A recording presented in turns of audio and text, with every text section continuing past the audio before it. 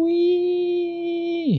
Yay! We are back. Yeah. I was intending to start this like a couple minutes early, but it looks like it's basically 7 anyway. So not too much of a difference, but yeah, if you can hear my voice, I am really fucking excited for this. We are finally in the Ithaca saga. It's already the last stream for Epic the Musical. I'm a bit sad about that. Like I kind of wish that this would just keep going on almost.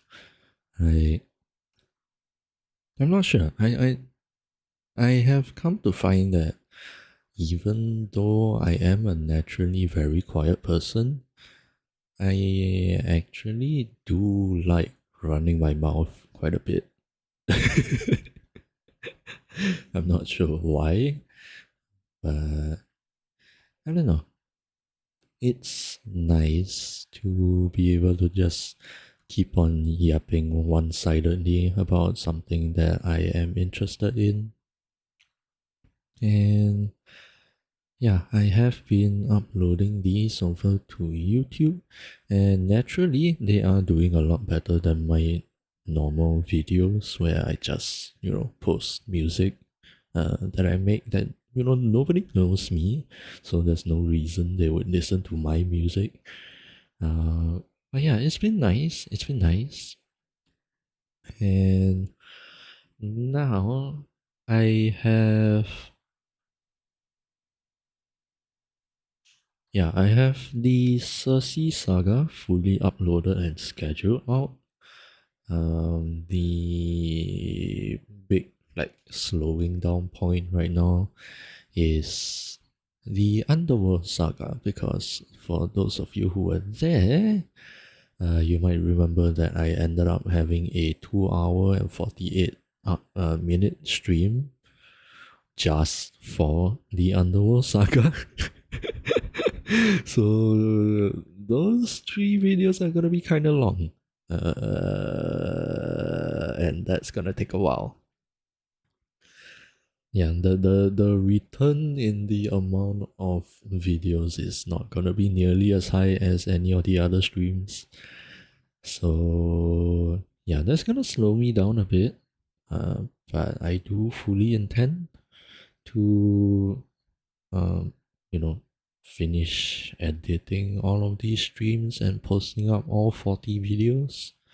So no worries about that. I fully intend on finishing that, because I do really, really enjoy this full movie, quote unquote movie. So yeah, I'm gonna be doing that. With that said, I think we can move on into the final saga. I'm gonna miss doing this.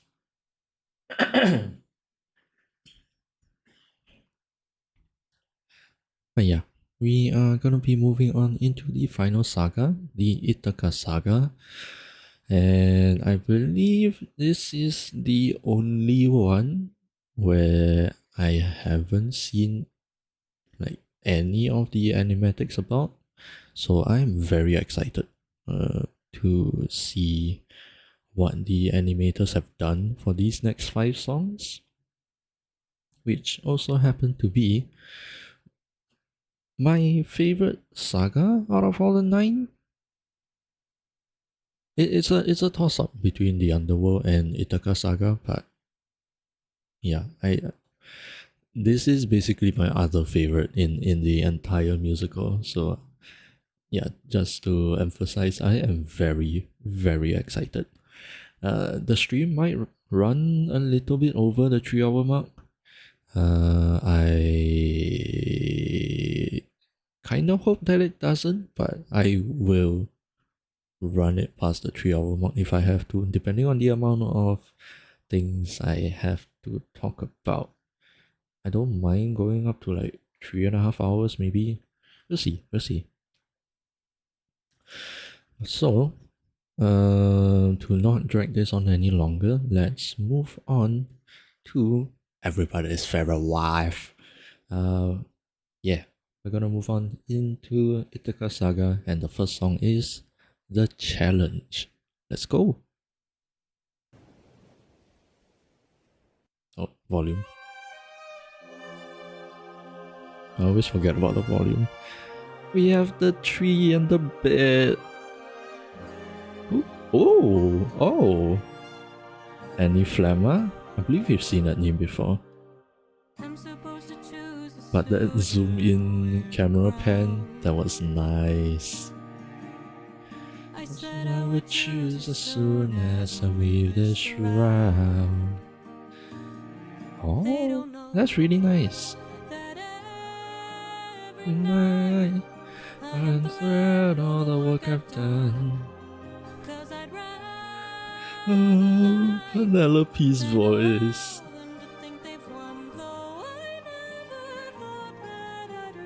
So to this challenge. just know I'll be here.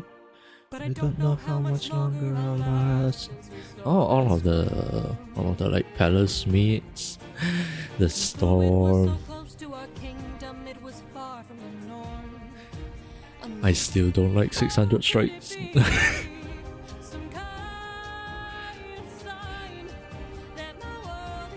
Look how to change. Oh, this and it's ball. Ah! Okay, no, that is.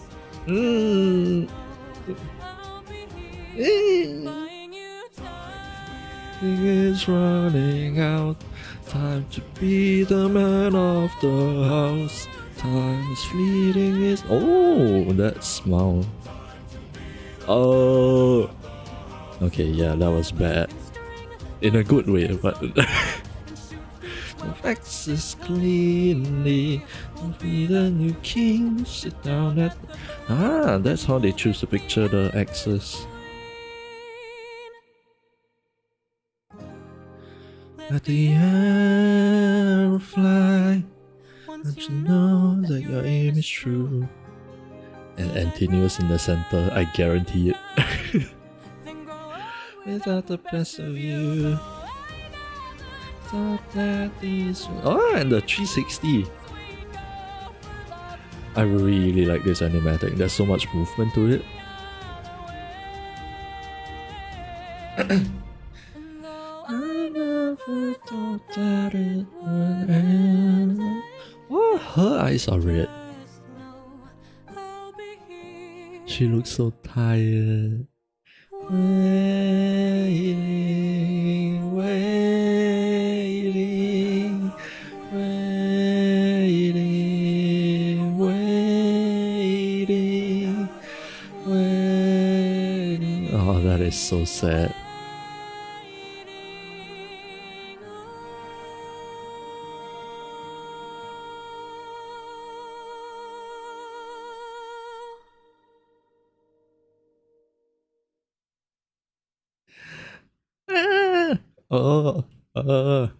I am so happy about this.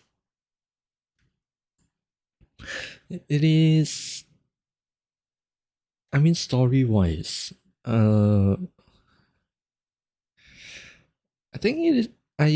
Well, to be fair, I haven't seen many reactors to the musical itself because I haven't seen the animatics myself, so I have personally avoided every reactor who has been watching the animatics, which makes up the overwhelming majority of all of the videos I see on YouTube. So at least from my perspective so far, there hasn't really been anybody who really mentions anything about how tough it has been for Penelope as well, because this entire time we are seeing everything from pretty much everything from Odysseus's perspective, and so obviously we know how difficult everything has been for him in these last 20 years. But on the flip side, now that we are finally getting Penelope's POV on everything, right? It has to be so draining as well for her to wait 20 whole years holding on to. Really, the only kind of hope that she can hold on to is her own delusions. Like, let's say it as it is, right? Because there's no real way for anybody at all to know where Odysseus is. And as a matter of fact, nobody knows where Odysseus is. Well, maybe at this point, apart from Poseidon. But yeah, nobody knows where Odysseus is. Everybody has heard about his contributions to the Trojan War? Yes. So they know that he is at the very least alive 10 years ago, prior to the timeline that we are in right now. Everything in between, though, nobody knows where he is. Nobody knows why he hasn't returned home yet. Nobody knows what on earth he's doing out there, wherever he is. Nobody can confirm whether or not he's dead or alive. And if you think about it, 10 years with no contact at all, or from Penelope's perspective, 20 years of no contact at all. And the first piece of news she probably heard was maybe 10 years into the whole journey, at the end of the Trojan War. And then ever since then, it is radio silence.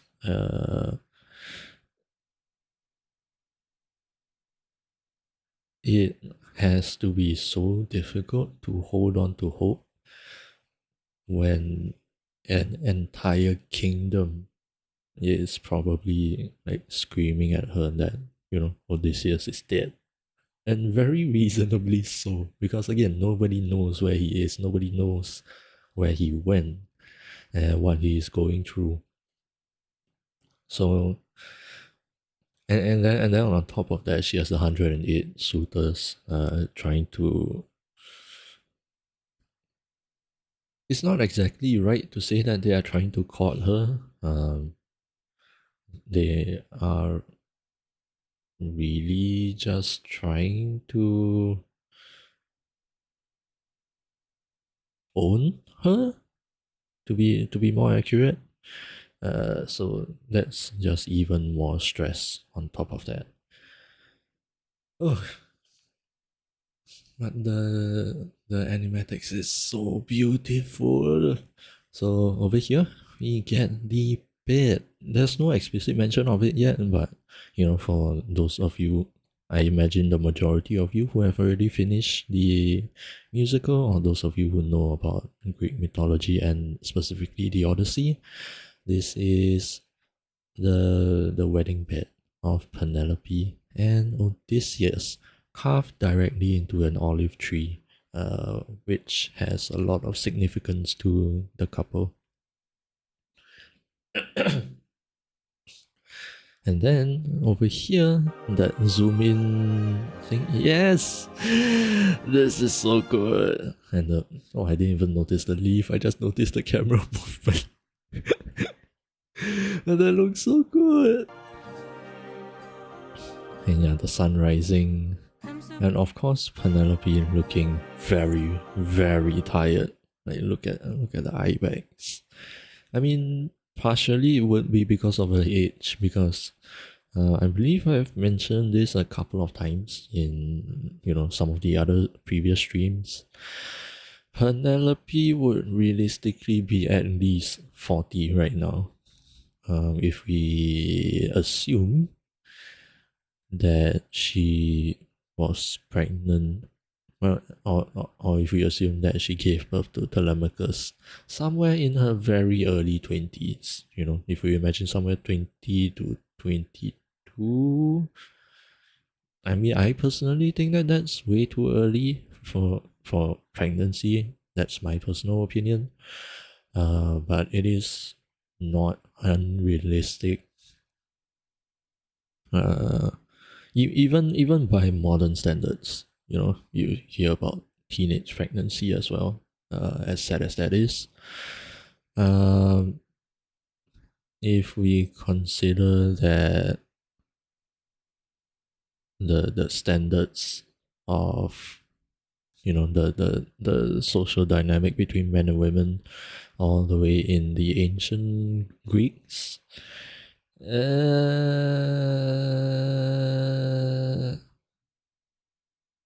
I'm not sure. I would assume that Odysseus and Penelope are at least roughly the same age, maybe with a 2-year gap difference at most. I don't think they would send someone underage to war. Or maybe they would. I would have to look that up. But you know what I'm getting at. Penelope is old, relatively. So she would most likely be about 40 right now, considering the 20-year gap difference, the 20-year time skip since she gave birth to Telemachus. So, yeah, it could be from exhaustion, it could also just be from the sagging skin on her face. And yeah, like you see on her face, there are a lot of wrinkles, which are very common in older people. But she does look just generally very tired. And the shroud! I don't know the full story. I will have to do some research on this as well. But from another reactor, I believe her name was Matt and Books. She does go on a sort of rambling session about this as well, because she is a very big nerd in. She calls herself a classics nerd. I'm not too sure what that means, but she knows a lot about Greek mythology and the Odyssey. Apparently, Penelope is weaving some kind of shroud. I don't know what a shroud is, but it looks like it's some kind of carpet or some kind of scarf. Um, for Odysseus's father, who I think is dead at this point. Again, I'm not entirely sure about the story in general, but there is a big significance with this shroud, because in the entire why Penelope has been able to escape marriage this whole 10 years, or maybe 5 to 7 years realistically, is because there is a big thing about respect for the dead in the among the ancient Greeks, and making a shroud for a dead person holds a big significance. And back then, misogyny was a much bigger thing. So, weaving and all of these handicraft stuff were considered a woman's thing and not a man's thing. So when Penelope says that she wants to weave this shroud for, uh, if I remember correctly, her father-in-law, um, yeah, they let her do that. And look at the lyrics here. I said I would choose. I said I would choose a suitor as soon as I weave this shroud. And then what she says next? They don't know that every night I untread all of the work I've done. So what she is saying here is that the way she managed to avoid remarriage this entire time is that she has been lying to all of the suitors for many years about her progress on the shroud, because she has to finish it. And of course, the suitors do find it suspicious that, why is it taking so long to make this one shroud.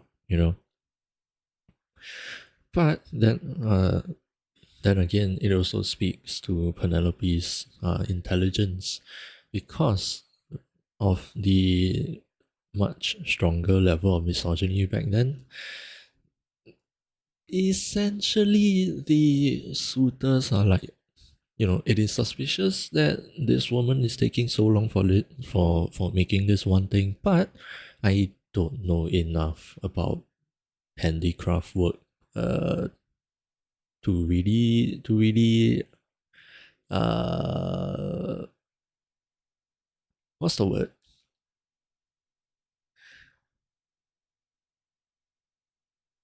I don't know enough about handicraft work to fuck, I just had the word in my head, to argue against the progress and the timeline of everything. So that's why they all left Penelope alone. The lie does get exposed somewhere, which is why they are getting more and more impatient now, because they have found out that they have just been lied to. But yeah, that's roughly the story about this. I will research and then edit this part out whenever I get to this stream.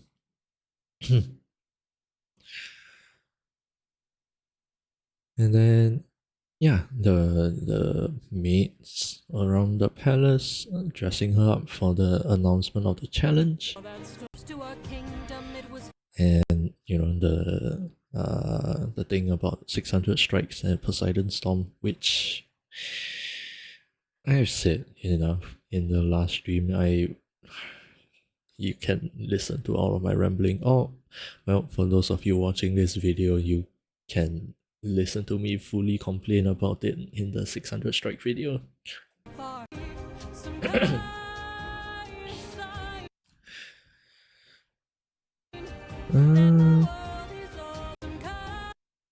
wanted to look closer at the ornaments and jewelry on her, and like just the general clothes. I feel like this should be some kind of significance, but I don't know enough about the ancient Greeks to really say anything about it right now. I will if I find something in my research, but for now I just feel like something is there.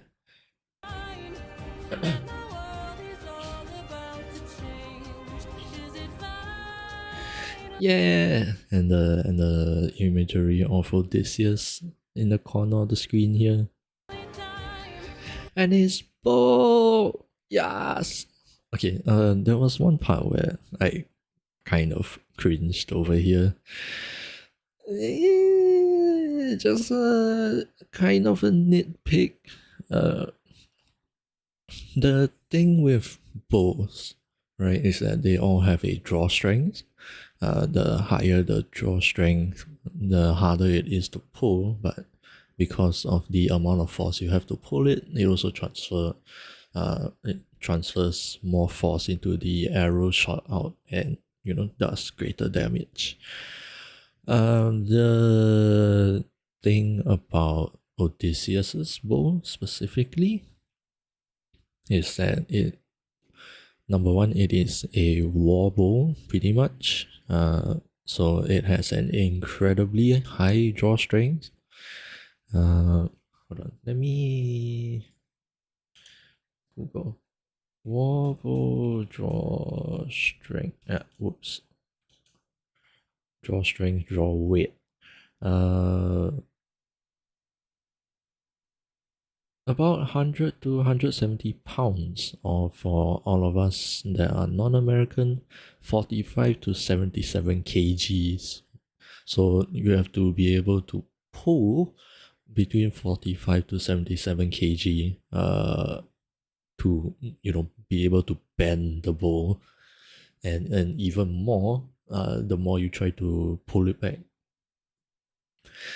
So the reason why I have a problem with this is that famously in the Odyssey, the whole reason why Penelope sets up the challenge to be number one, string the bow, and then number two, shoot through 12 axes, is because she is absolutely cocksure that nobody will be able to string the bow because they cannot bend it backwards.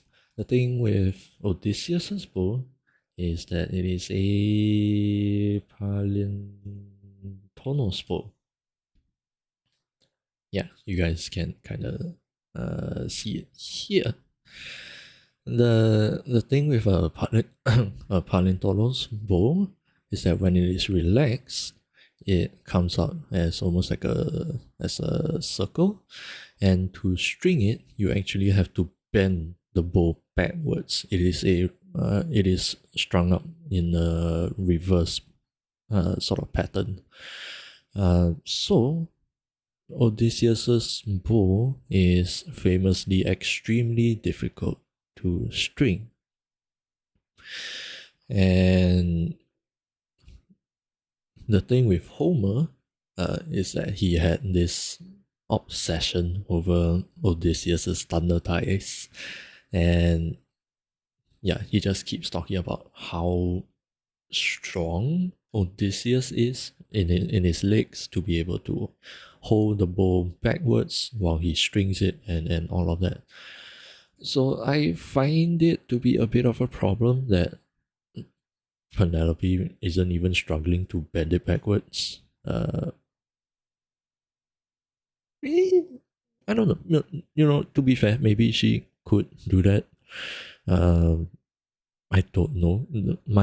At the very least, my impression is that pretty much only Odysseus is able to bend the bow backwards and string it.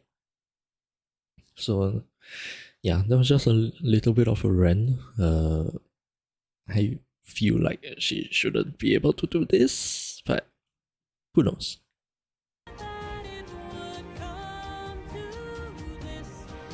It does seem weird that it is already kind of in a bowl shape over here. I don't know what she was hooking on to the other side. Let me see if I can go back to it.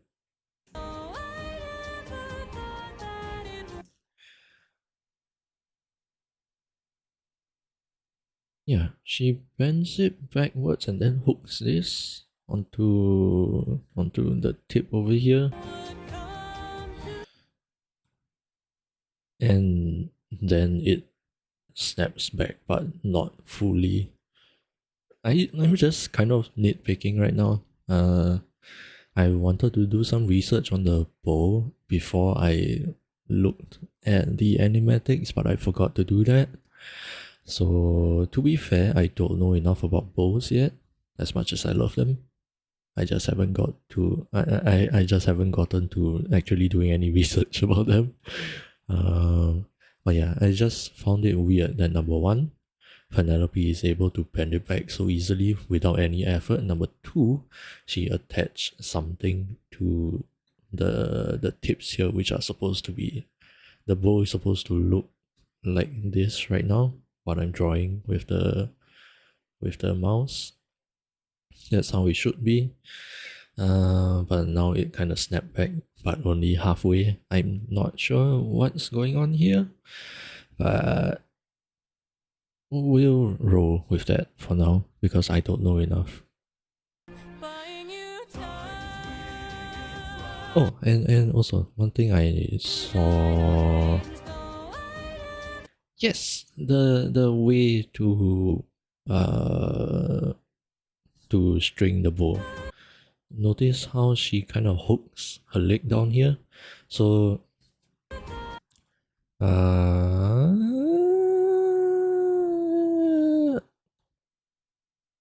okay, hold on. Let me try to imagine this.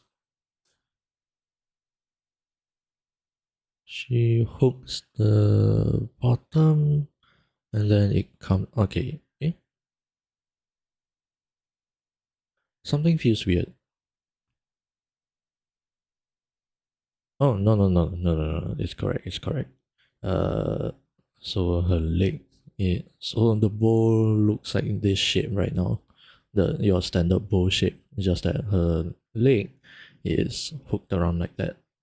I will have to draw this on like MS Paint or something. But yeah, I think that looks right, and that is the way that you string this bow. It is not easy. And yeah, you see all of the suitors eyeing her, and then of course the smile, the frankly disturbing smiles with the way that they are licking their teeth. or realistically their lips, but pedantics. And yeah, again, the bow should be more circular here, especially if there's no string in the middle.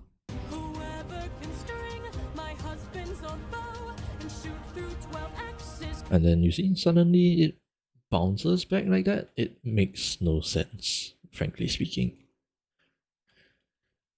Let's see. Yeah, again, she's able to just yoink on the bow backwards. And again, there's no string here. This physics should not be possible. But anyway, yeah, she's able to just pull back on the bow very easily without the strings, and then it just bounces back into this much more circular shape. I am just nitpicking about the physics here, but yeah, that is a bit of a problem.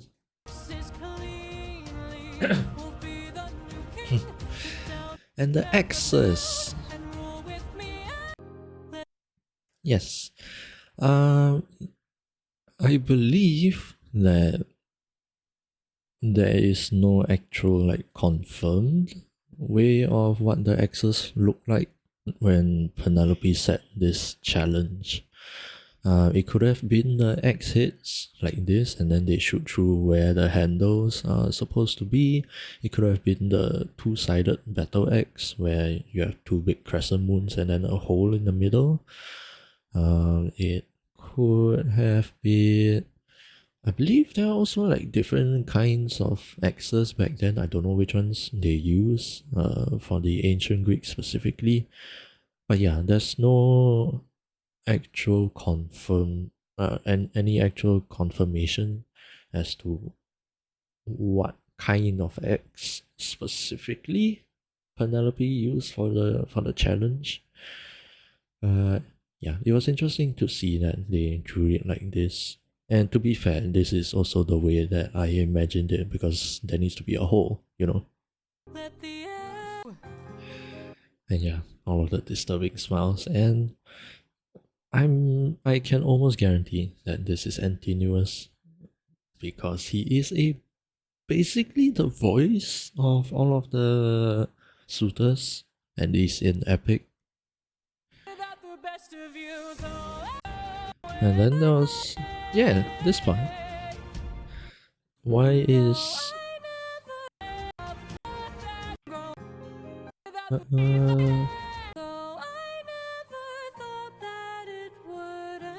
yeah, I'm not sure why Penelope's eyes are red over here.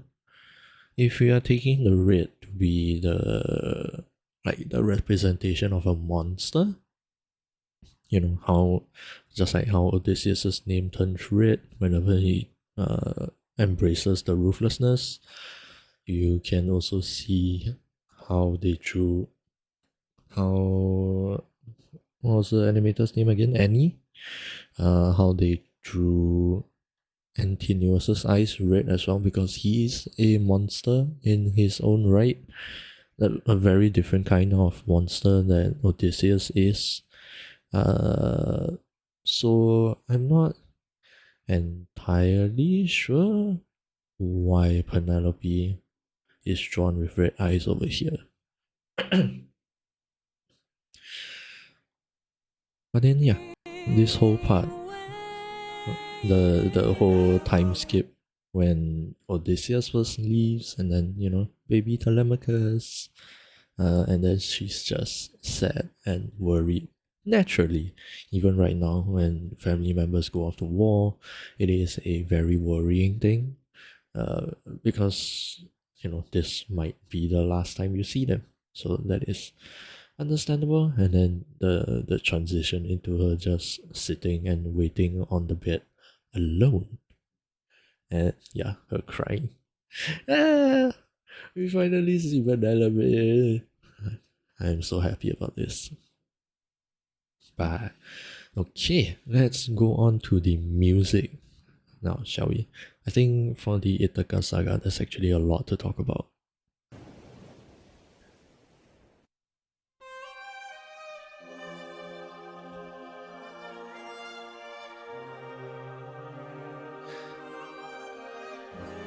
And yeah, you get Penelope's instrument plus her motif, uh, which has been established many times throughout this musical.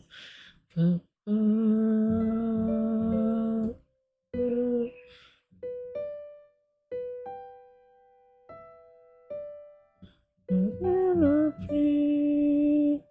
think I'm playing the wrong note. I think that's it.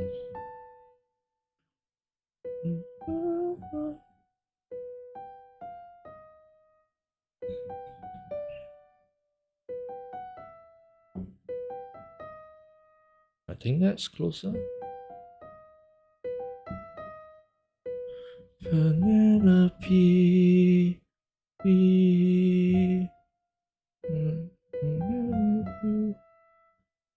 Well, I don't know the notes, but yeah, the motif has been established many times. Among all of the many times that her name has been mentioned. So, from the very beginning of the song, you already can tell that there is going to be a big focus on Penelope in this song.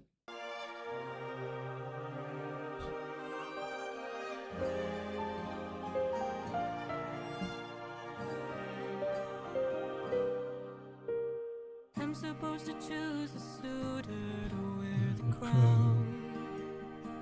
And yeah, you can hear how there is a acoustic guitar in the background as well.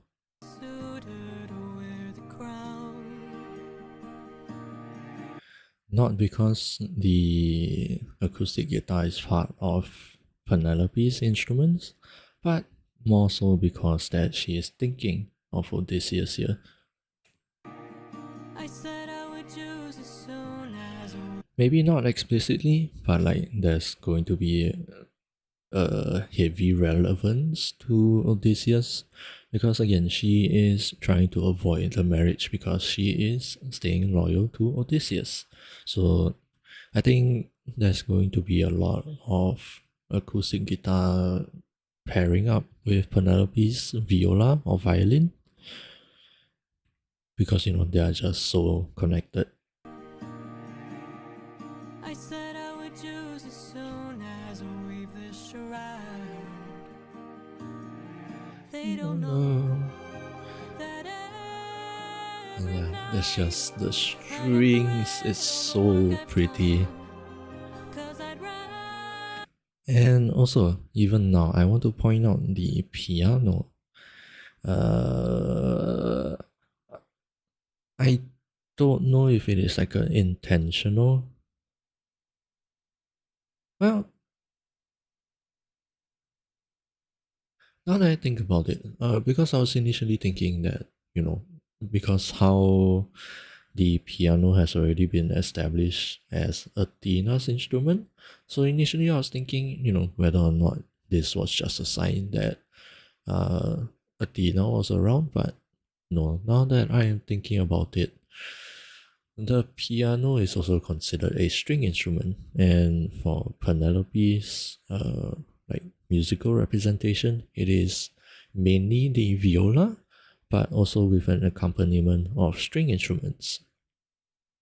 So it could just be that, you know, the typical orchestral strings that we hear with Penelope, and then also the acoustic guitar and the piano are technically also string instruments, and you know they make sense to pair with Penelope's musical representation.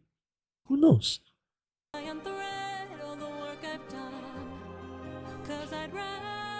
Because the thing is, right, I'm sorry for pausing so much, but because the thing is that Athena is not around, presumably, because Telemachus is also not around. He is off on some kind of diplomatic mission at this point in time, and I believe that Athena has attached herself to Telemachus.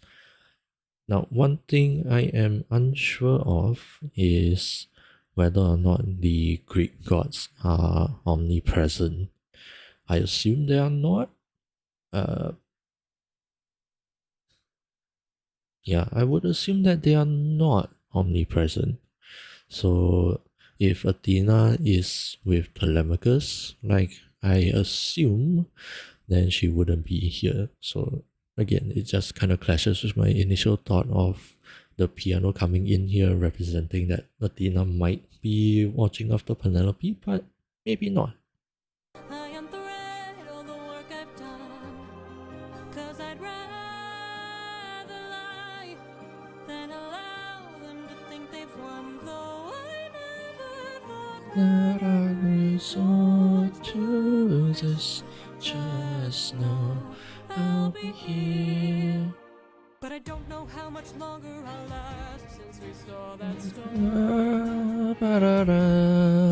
I love the cello, what the cello is playing. It was far from could it be some kind sign? And yeah, just the drums coming in as well. All the percussion, not so much the drums. Finally time for the challenge I arranged, though I never Oh yeah, and also this part. Where was it? That my world is all about to change. I love it so much. The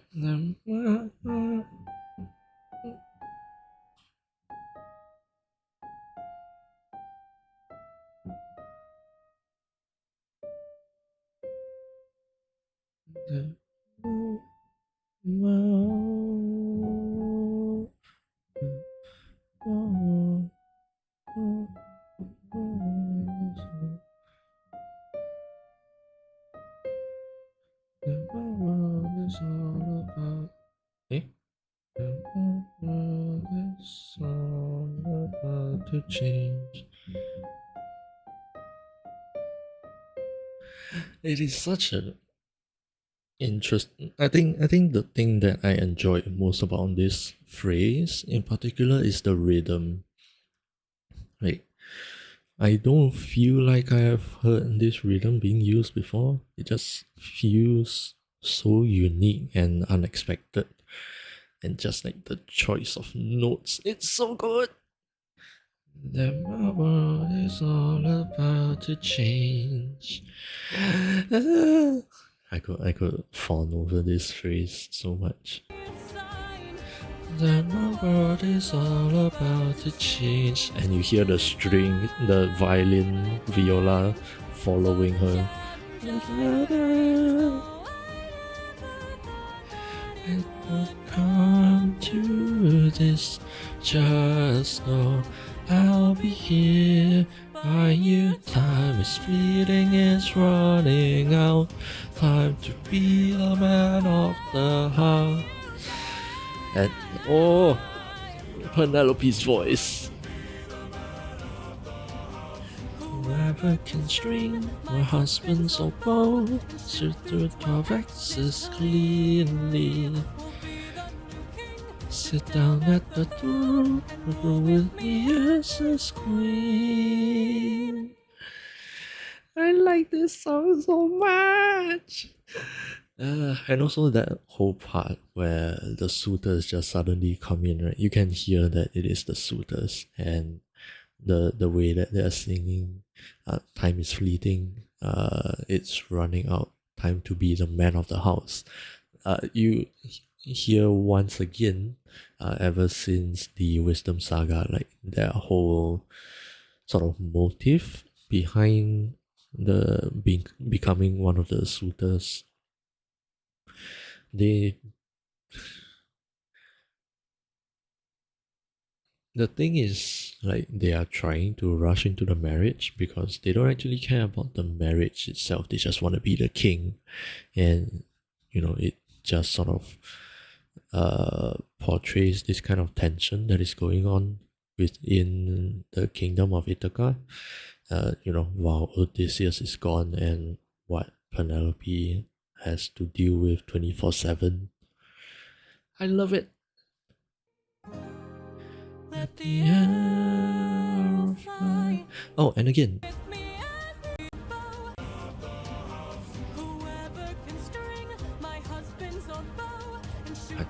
think there's a acoustic guitar, the one that's being strummed here.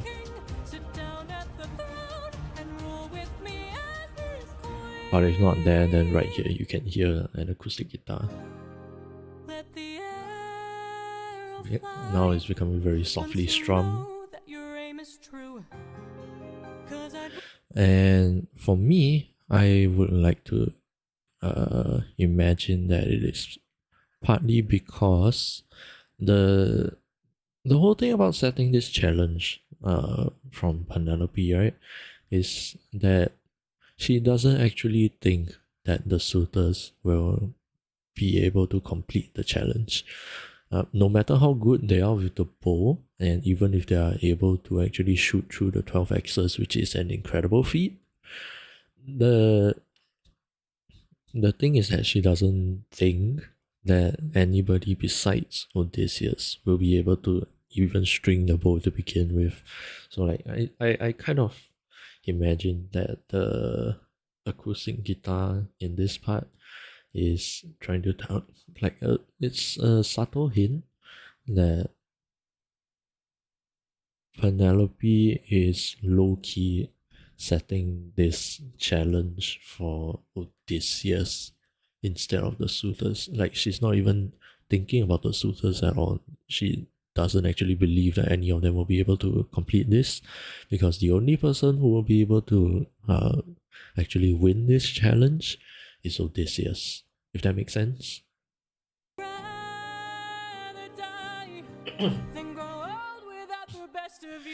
Then grow old without the best of you.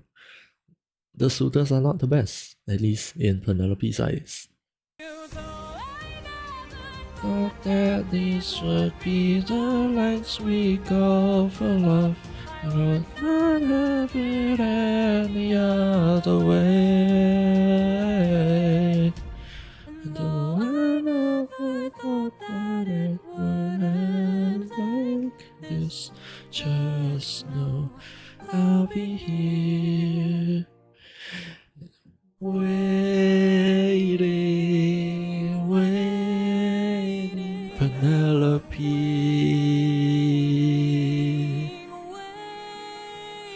Penelope.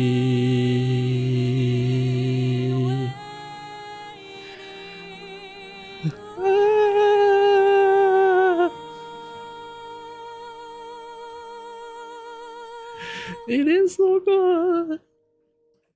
It is so good. I love the waiting motif. Was the only other time we heard that motif in the underworld?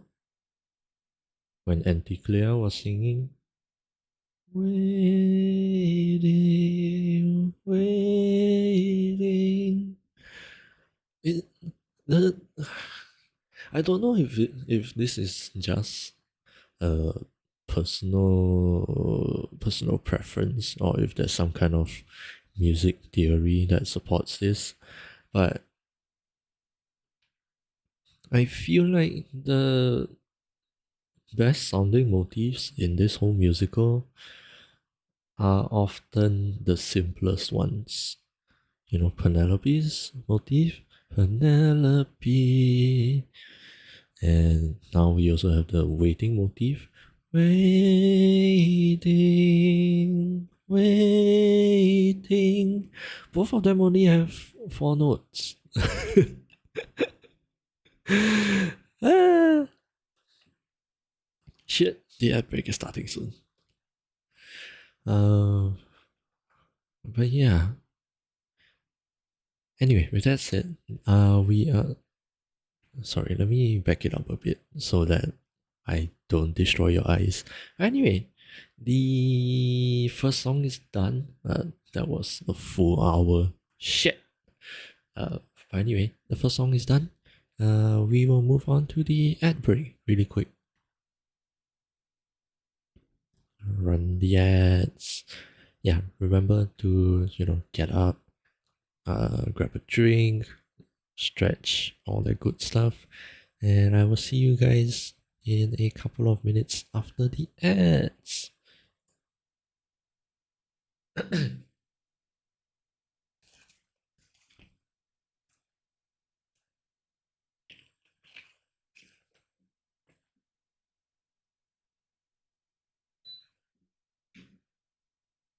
I sincerely do hope that I will be able to finish this saga this stream.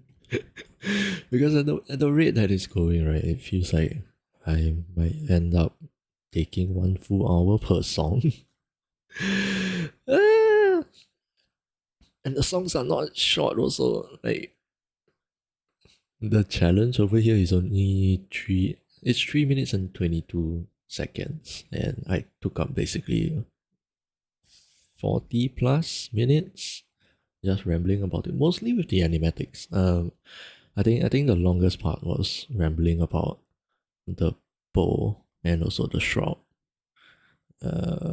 Which, to be fair, I think in the video version, it might end up shrinking down to less time. Really, I'm not.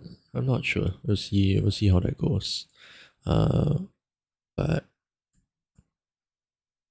yeah, maybe the video itself will be less. Will be like shorter, but we'll see. For now, I'm just hoping that I can keep it to under 3.5 hours for the stream because I do want to sleep. And yeah, just have some time before bed to unwind and all of that. But we'll see. I'm running the ads a bit early, but the upcoming songs are so good. I'm gonna die.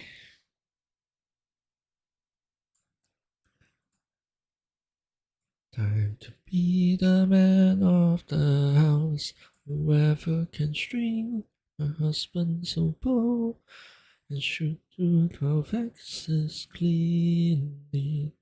Will be the new king. Sit down at the throne. The throne. I can't flip it to falsetto that well. eh.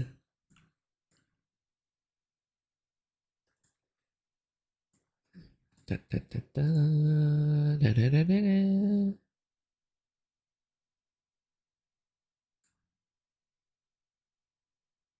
Time to be the man of the house.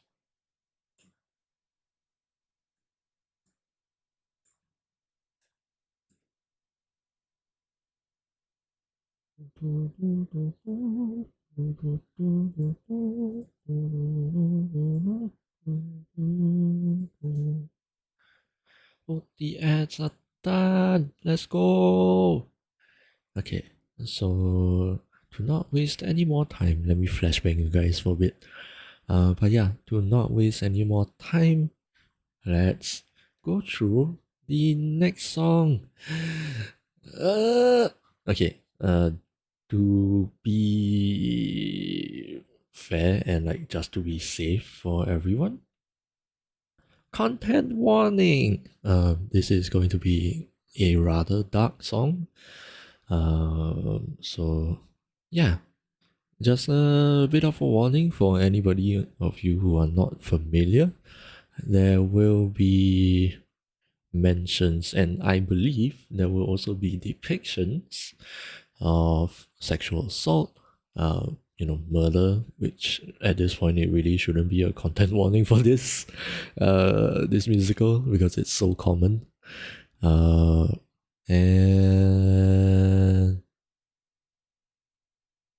yeah, I think those are the two big warnings. So yeah, if you guys are ready, I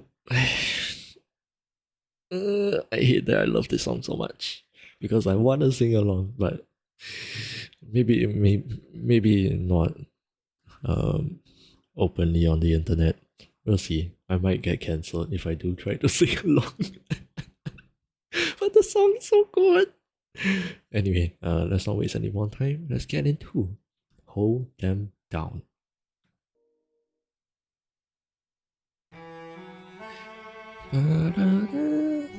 Broken street. Crash side. And there you see a different depiction of the bow. My PS is queen. I just said I wouldn't sing along. Oh. Screw this competition. We've been here for hours. Yes, I like that everything is red because that is Antinuous's color. Screw this damn challenge. No more delays. I'm excited to see how this one ends actually. Please give me everything I want. Down while the throne gets colder. Hold us down while we slowly age. Hold us down. Oh, that's Telemachus' picture. Hell is our pride and our Rage. Here and now, there's a chance for action. Here and now, we can take control. Yep, and there you have the 12 axes. Burn it down to ashes. Channel the fire inside your soul. I'm surprised I never thought about the possibility of them taking the axes and using it as a weapon. I heard he's on a Diplomatic mission. I heard today Yep, he comes back to town. So I said Telemachus is away the beaches. and they're planning to ambush him. We wait till he arrives. Then when he docks his ship, we can breach it. Let us leave now. Today we can strike it. Oh, Boy, stop shaking I like that wolf thing. his throat. Yep, and here we have it. Break his pride, his trust, his faith, and his blood. Oh, wait, that's a callback to Little Wolf. In the great below. Aha. Wonders where the Yep, and warning for everyone. and I will know. And when the deed is done, the queen will have no one. Because it's about to get disturbing, probably. Stop us from taking her love and more. And then we'll hold her down while her gate is open. I love that. While I get a taste. Oh, While we share her spoil. I have something I want to say about the drawing there.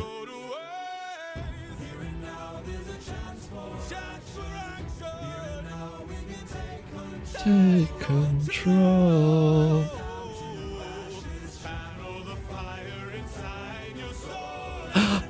Oh. Please. Go exactly as I imagined, please.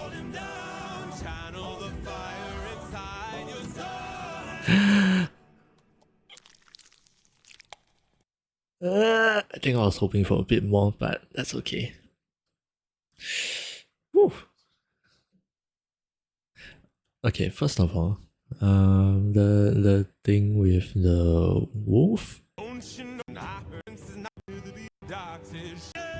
Yeah, this part. The thing with the wolf here, I kind of forgotten about that. Like I didn't really make the visual connection here. But yeah, this is a callback to Little Wolf because, well, number one, it is between Antinuous and Telemachus, which in the song Little Wolf is also the exact confrontation. Antinuous tries to attack Telemachus. Oh well, not tries, he does attack Telemachus. And yeah, they were calling Telemachus the Little Wolf, which is why it's somewhere here. Was it somewhere here? Yep, the big wolf is biting onto the little wolf. Yeah, that was a really nice visual connection there. That it took me until this part to notice that sort of callback to Little Wolf, but that was very, very nicely done. And yeah, just the overall black and red and white. I love the color scheme for the suitors here because again, it's supposed to be very dark, metaphorically and literally. It's supposed to be very tense, very hostile, and because of all of the things that Antinuous is talking about in this song, like his whole plan of not only just killing Telemachus, but also dismembering him and throwing the pieces of his body into the ocean. And then after that, we also hear and see that he is planning to rape Penelope. So again, the choice of colors here are wonderful for that message. And I also like that they Crashite here. They drew that Telemachus's body parts are in bags. Personally, I would have imagined them to, just be the raw body parts. That just makes it more gruesome. But that's the whole point of this song. It's supposed to be disturbing. It's supposed to be gruesome, and disturbing. Did I already say disturbing? You get the point. And there's something here. I'm sorry that you guys have to watch this with me. If you guys are bothered by it, please skip this video or like mute me or close the tab or anything like that, because I actually quite enjoy going through the disturbing stuff. So apologies about that. This part. Well, it looks like he's bleeding. Almost. Yeah, it looks more like he's bleeding there. But the reason I wanted to point this out is later on when we get to the more musical analysis of this, I was actually already intending to mention how the voice actor, I'm not entirely sure how to pronounce his name because it's spelled Ayron. I'm not sure if it's supposed to be Aaron or Aaron. But I'm gonna go with Aaron. Aaron Alexander. He does a fucking incredible job for Antinuous. And I was going to point out that the way he sings these lines to make Antinuous such a disturbing character in this song in particular is the way that Aaron chooses to slur the words here. I will get into that during the musical analysis. So that will happen in a bit. And then the other thing here, we see Odysseus lining up against the 12 axes. I think this depiction is still great because we get to see the arrow flying through the 12 axes and going straight into Antinuous in the neck, which is exactly how he dies. I was just hoping to see a little bit more of Odysseus stringing the bow first, then walking up to the 12 axes, taking aim, and then and I think what I'm trying to get at is that I was wishing that at least this part of the animatic would be more explicit. With the stringing of the bow, the fact that it is Odysseus drawing back, like knocking the arrow back in the bow, shooting, and then showing that the arrow actually goes through Antinuous's neck and like show him choking on his own blood. I wanted to see that. So while this was great, I very much appreciate it. Now I was just personally hoping for a bit more.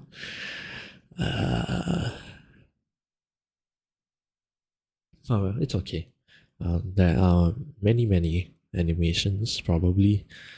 Well, maybe actually not that many. I'm not entirely sure because again, this is a disturbing song. I'm not sure how many animators would be comfortable with drawing this song to begin with, much less showing the explicit stuff explicitly, if that makes sense. So let's see. But Crashite, you did a wonderful job for this song. and I very much appreciate your work for this. It is incredible. And also Annie for the previous song as well, The Challenge. These two animatics have been wonderful. I already love the Ithaca saga on its own, but just having these high quality animatics to go along with them, it just elevates the whole experience so much more. I love it. Alright, another flashbang. But yeah, let's listen through to the song again and let's see if there are any other things that I want to point out.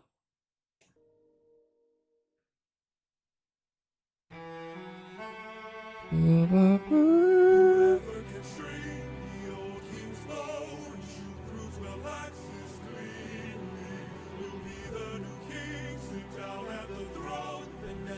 P.S. is queen. Where is the man who can string this bow?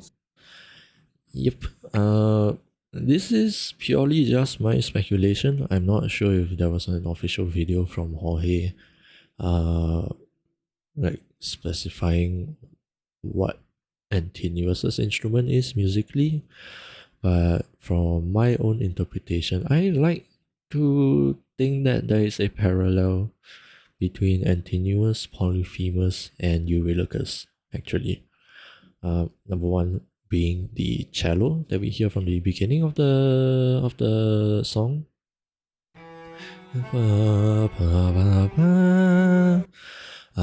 I like to think that that is Antinuous's instrument, the low cello, and I say that there is a parallel or like sort of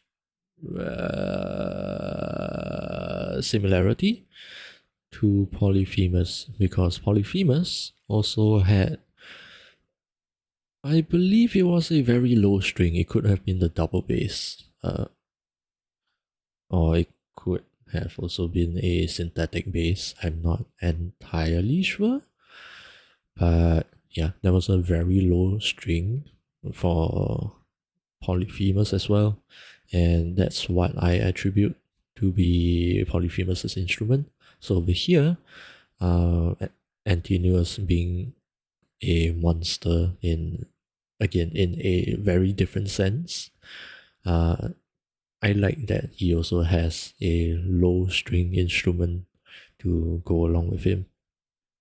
And the thing that I mentioned about there being a parallel to Eurylochus is how the suitors always does his backing vocals, just like how the ship crew is Eurylochus's instrument. So yeah, I thought that was a very nice sort of detail. Again, I'm not sure if that is like the official explanation thing, but that's just what I imagine.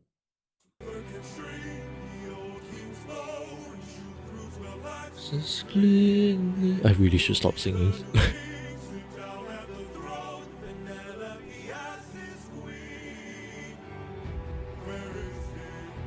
Where is the man who can string this bow? Screw this competition, we've been here for hours.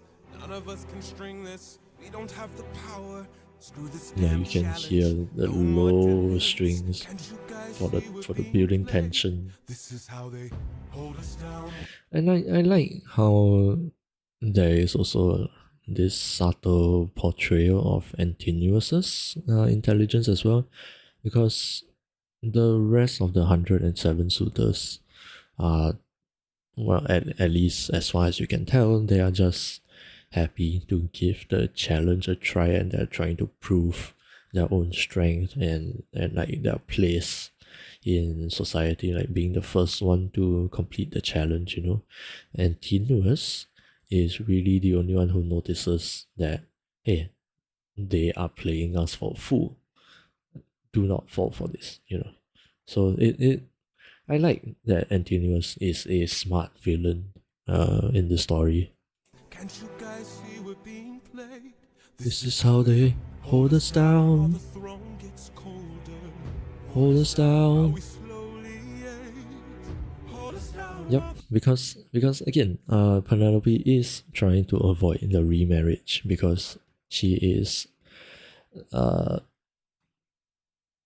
almost want to say unrealistically faithful, but it's just relentlessly loyal to Odysseus, and so obviously she doesn't want anyone on his throne.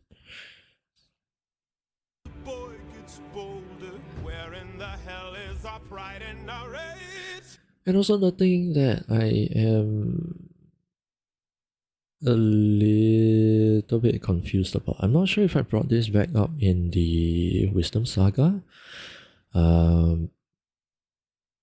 But it just seems like nobody actually feels like Telemachus is ready to be king. Surprisingly, I would have thought that he is getting ready to succeed the throne by now, but that doesn't seem to be the case. Because again, Penelope, the suitors are trying to own Penelope so that they can be the king, but considering that Odysseus and Penelope has Telemachus, I would assume that, you know, effectively the first one in line should be Telemachus, but it doesn't seem like that's the case here. I'm not sure why. Boy gets bolder. Where in the hell is our pride and our rage? Rage. Here and now, there's a chance for action. Here and now. We can take control. Here and now, burn it down to ashes. Channel the fire inside your soul. Haven't you noticed what's missing? Don't you know the prince is not around? I heard he's on a diplomatic mission, and I heard today he comes back to town. So I say we There's something I'm noticing about the drums.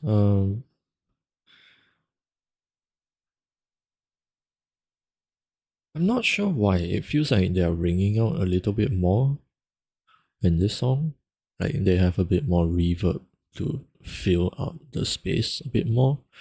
And like just the overall tonality of the percussion is also lower. So like that all helps with the overall tension that is being portrayed in this song. gather near the beaches. I say we wait till he arrives.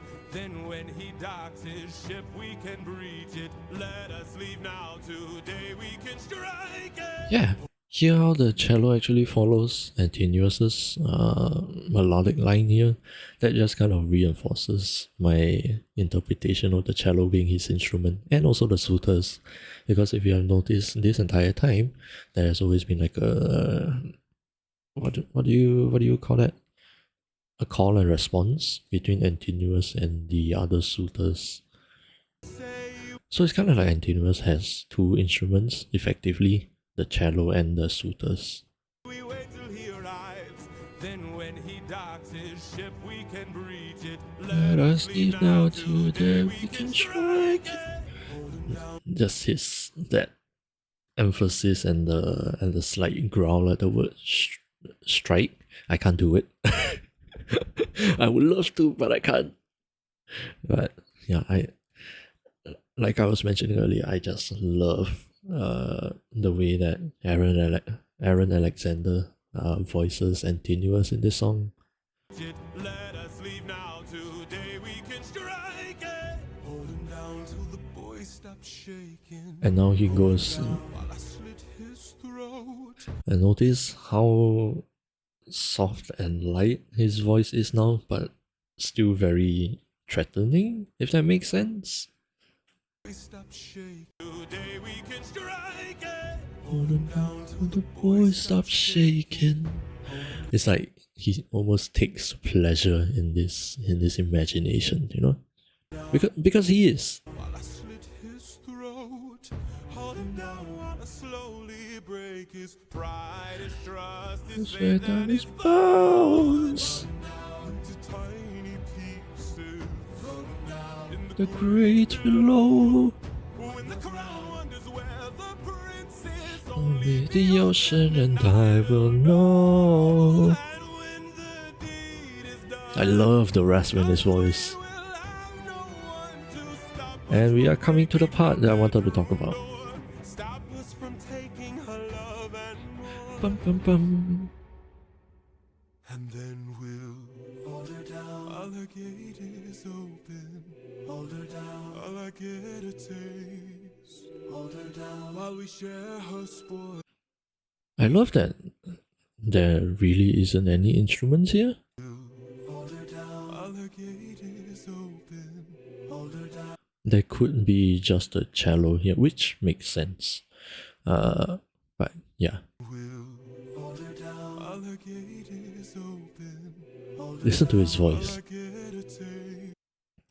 Remember how I was pointing out that I love how Crash-Eyed drew that he is.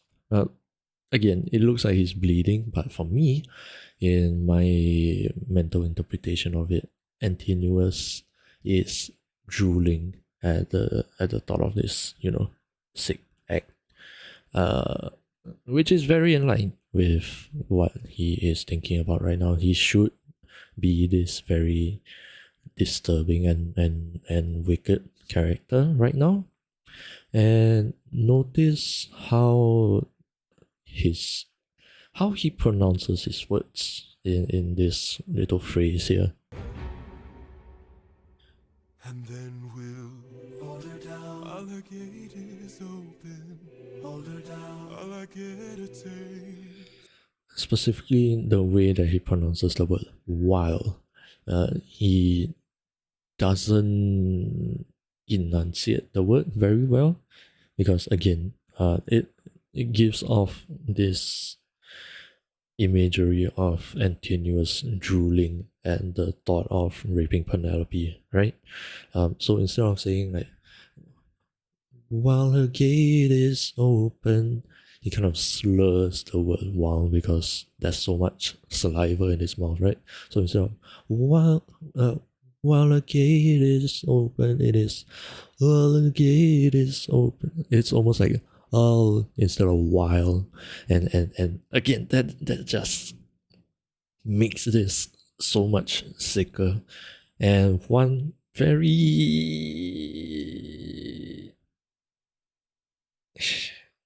how do I phrase this? One brilliant detail here that just makes the whole situation worse is remember how I said that there really isn't any instruments here? Listen to what's being played on an instrument. Here.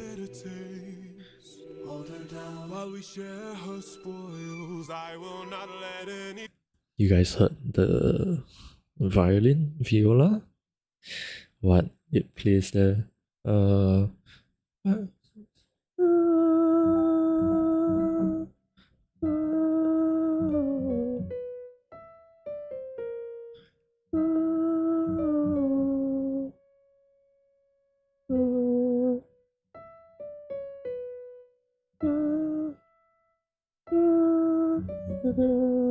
Something like that. I don't think I got the right notes again. But that the reason that stands out is because that riff, or it could be a motif at this point, is because it has been used before, and you can bring it. How do I, words are failing me right now. I'll just show you what I mean.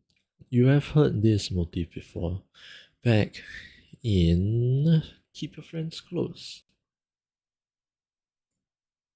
Odysseus, they're opening the bag! Wake up! Odysseus? No.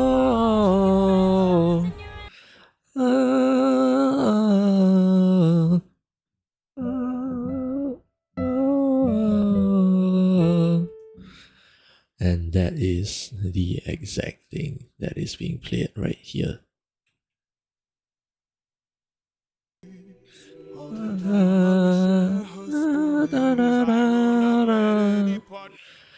So, yeah, fun fact.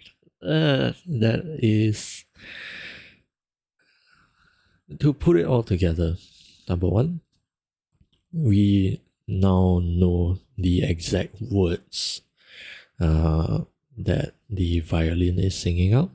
And number two, we know that the violin represents Penelope. And number three, what is Antinous thinking about over here? Raping her. And so that violin is supposed to be a musical way of representing Penelope's screams. And the thing is, right, Jorge could have easily asked Penelope's voice actress, Annalie, to sing the line, really. He could have easily asked her to go, no, to make it very, very clear, But there is a common sort of theory going around, being that the reason a musical instrument is used for that part is because Penelope screams while this terrible act is being forced upon her is music to Antinous' ears. So there you have the fun fact. Not so fun fact, I should say.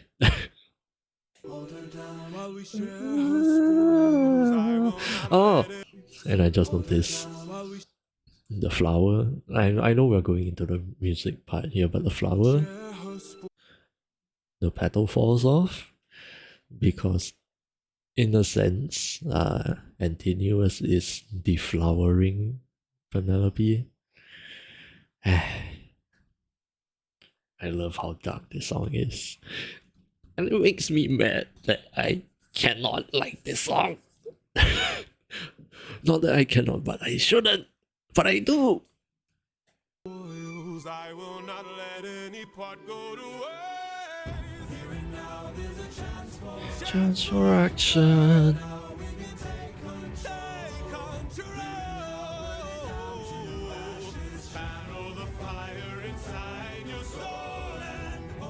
And yep, again, the cello was following Antinous. Just the way that he sings it. The fire inside your soul and then this whole sound effect of him choking on his blood. It's so good. So good. But yeah, that was Hold Them Down. What can I say? That what can I say that won't put me in a bad light? Because it's such a good song, and the casting for Antinous is so good. I really, really enjoy that Jorge, and especially Aaron himself, isn't afraid to get very dark for this part.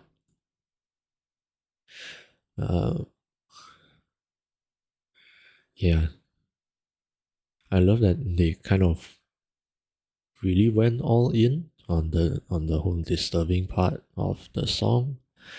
And yeah, if you guys feel disturbed by the song, good, because that's the whole fucking point. It is just an unfortunate combination that while it is a disturbing song, it is also such a good song. And yeah, I don't know where I would put it, because I want to put it in my top 5. It's just such a it's a villain song done right, really. And yeah, you know what? Fuck it. I will openly say that this is one of my favorites in the whole musical. Because again, I as as as bad as this sounds, I very much love it when artistic mediums are not afraid to dive deep and portray all of the disturbing concepts. I very much love it. And you know, whether it be exploring the topic of sexual assault, or of murder, of the sick thoughts of a villain, going into detail about the the method of murder, or even going into the darker side of mental health, like depression, or anxiety, or suicidal thoughts and stuff like that. I love it when artistic mediums are not afraid to dive into it. And so that's just why I enjoy this song so much. And also, all of the previous songs where it is darker, I love all of them. So yeah, maybe I'm just a terrible person, but yeah, that was incredible. I love it.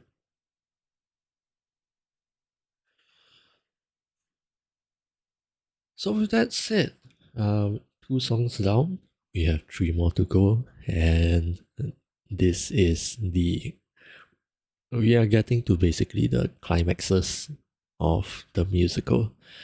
So without any further ado, let's move on to song number 38, Odysseus.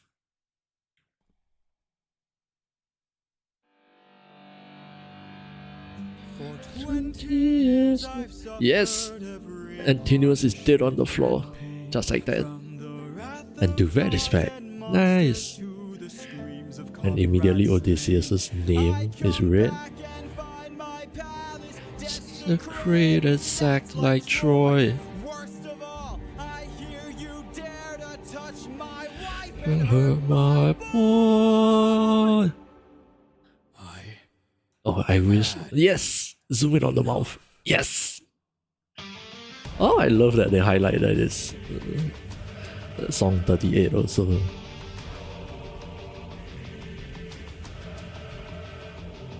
That almost looks like Telemachus. Is it?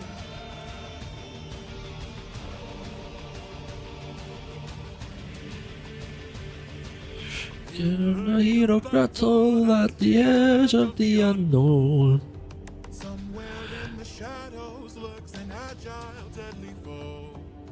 I love this song also because again it is dark, it is violent. I love it. He's dead. Ah, boom. Oh, ho, ho. Yes. Yes.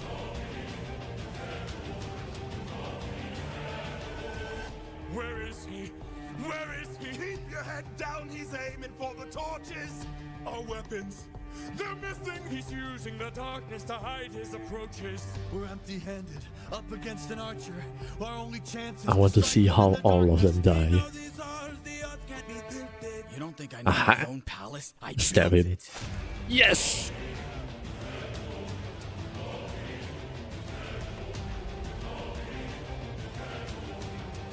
Theseus, oh king, our leader is dead. You've destroyed the serpent's head.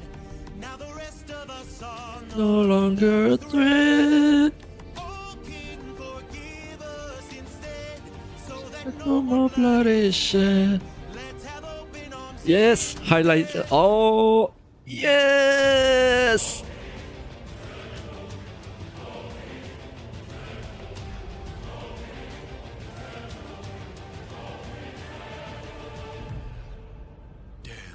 He's more cunning than I assumed. Another character, While we were Amphinomous. busy I don't know him. plotting I'm not gonna our lie. weapons inside this room. I find it hard to believe that the sharpest of There's so many names, but I don't know any of them. Now that we I wish I have did. ourselves, let's make the bastard rot.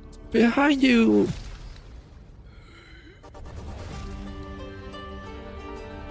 Oh, brave Prince of Ithaca, the warrior of the mind.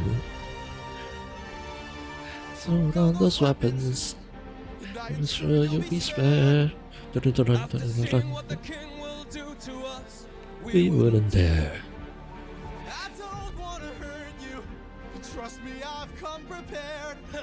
Your very presence I hear is doing the trumpets. king, young prince. For some reason. Fight fair. Stop, brothers, we got company. If he's made A a grave mistake. I love that slide up. Mistake.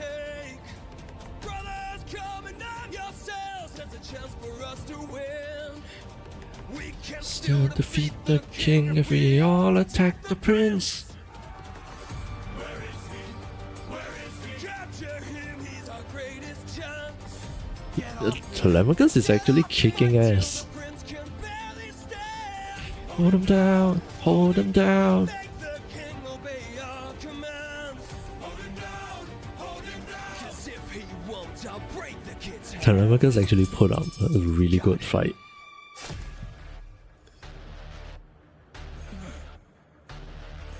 Mercy. Oh. Oh, I couldn't recognize the second flash. It died to bring me home. And as long Yes! as you're Headshots! alive, my family's fate is left unknown. You plotted to kill my son. You planned to rape my wife. All of you are going to die. Oh, I like that. I like that a lot. Filled my heart with hate. All of you who have done me wrong. This will be your fate. Oh, yes, give me the screams.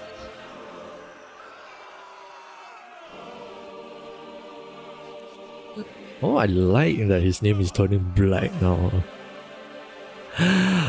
Oh.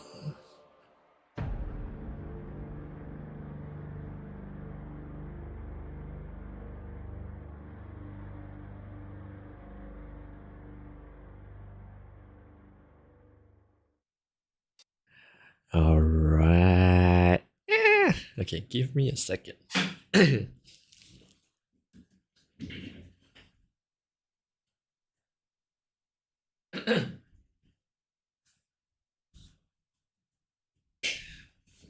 I also need to drink some water for this part because that is there's so much I want to talk.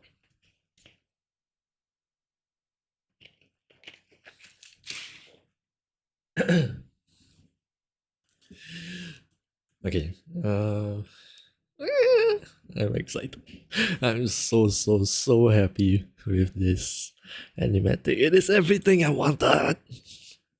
I do have some nitpicks, but I will go through them slowly. Back to the beginning of the song.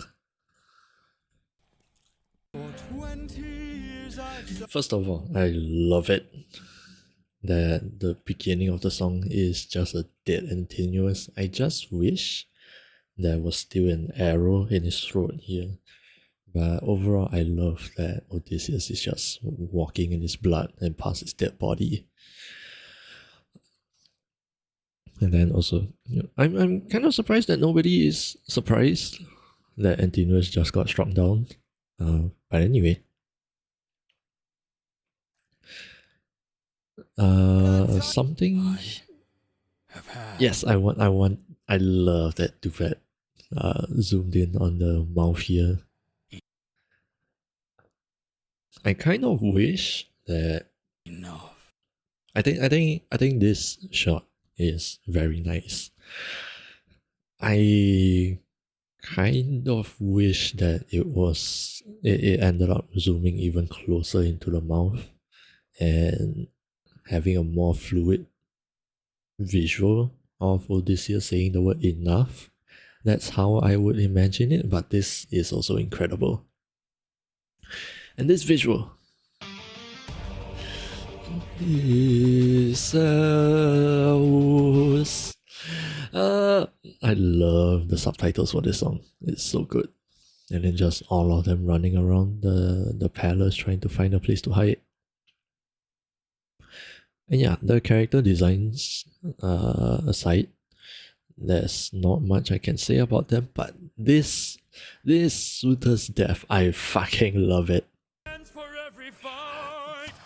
Boom! The eyeball! This was a much better death than I could have ever imagined. I just imagined, because I only thought about all of the arrows being pretty much headshots or neck shots. But this, I love it. And this close up with the eyeball here going into another eyeball almost. Oh, it is so good. Now I just wish that this guy falling down, I wish we got his face also. Just a bloody face with an arrow sticking through his eye. At least like 2 or 3 frames of it, right? I think that would have been incredible. Now, my first nitpick with the way that Duvet is portraying Odysseus here. Yes, I can completely understand the direction of Odysseus just being completely unhinged here.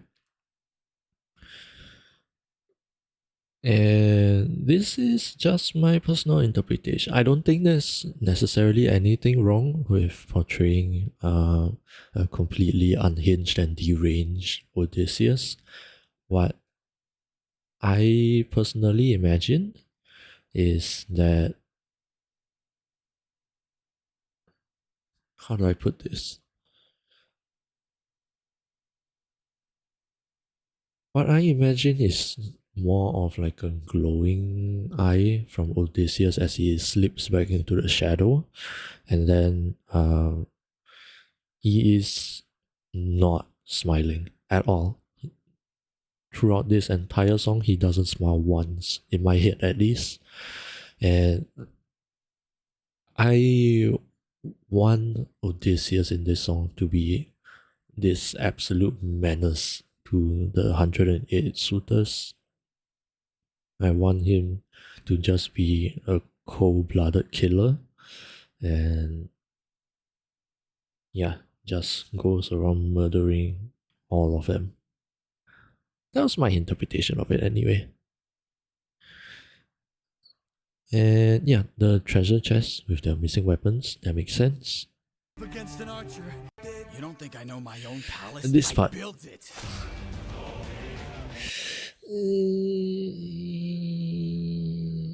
Well, no, I think I'm thinking of a different part where when the open arms guy,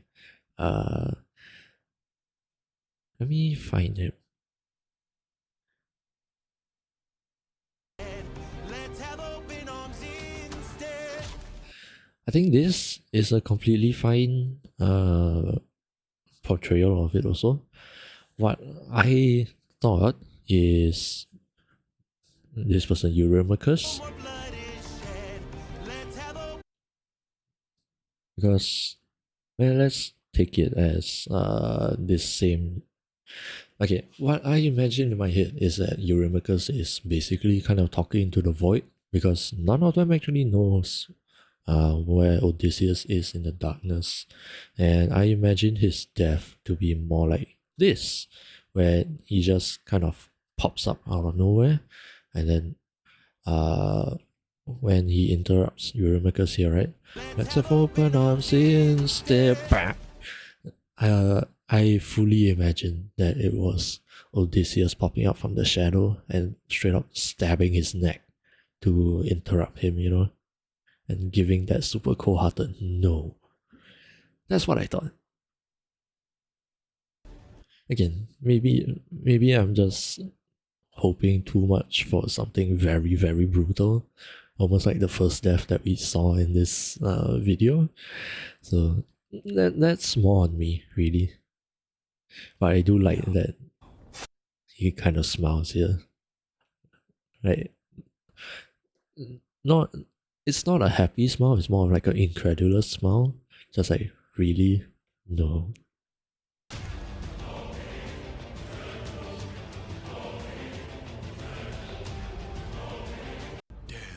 He's more cunning than I assumed. While we were busy Then he hid our weapons inside this room. While we Find it hard to believe that the sharpest of I almost wish that we saw them finding the open door to this armory, like just slightly open. ourselves, let's make the bastard rot. And then Telemachus in the, what's that? Telemachus in the shadow here? Let's make the bastard Very rot. nice. behind you. And with an arrow. With an arrow for some reason. But I guess that's just how his spear looks, maybe. And I like that Athena is here with him. Because you hear that in the music as well, which I will get into. Throw down those weapons. Us trust Prince. We don't fight fair. Stop, brothers. We got And I do enjoy this part that shows us that Telemachus does actually defend himself quite well. Capture him. He's our greatest chance. Get off me. Get off me. Fight till Like, he actually kicks a lot of ass. I love that. Because for me, at least in the first few times I listened to this, I thought that Telemachus was completely getting jumped. To be fair, there are sound effects of the sword clashing in the background. It's just very far back into the mix, and I only recently started hearing them after coming across a video from Jorge himself explaining the sword clashes, which I will also get into. But yeah, before that, I pretty much never even noticed that there was sword clashes to sort of tell us that Telemachus is actually putting up a fight. So my imagination did Telemachus a bit dirty. And I like this also. got him. Like Telemachus is looking up and then suddenly this faint shadow of the sword stabbing straight through the guy, and then his blood splattering all over Telemachus. Mercy. And yeah, again, the thing with the deranged smile, I don't completely agree with it, but I fully understand it. The flashing. Mercy.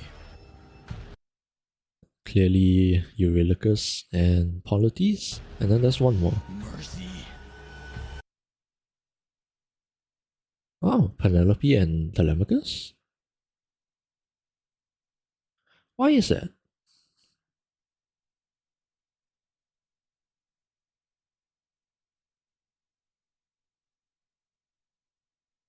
I can understand Eurylochus and Polites,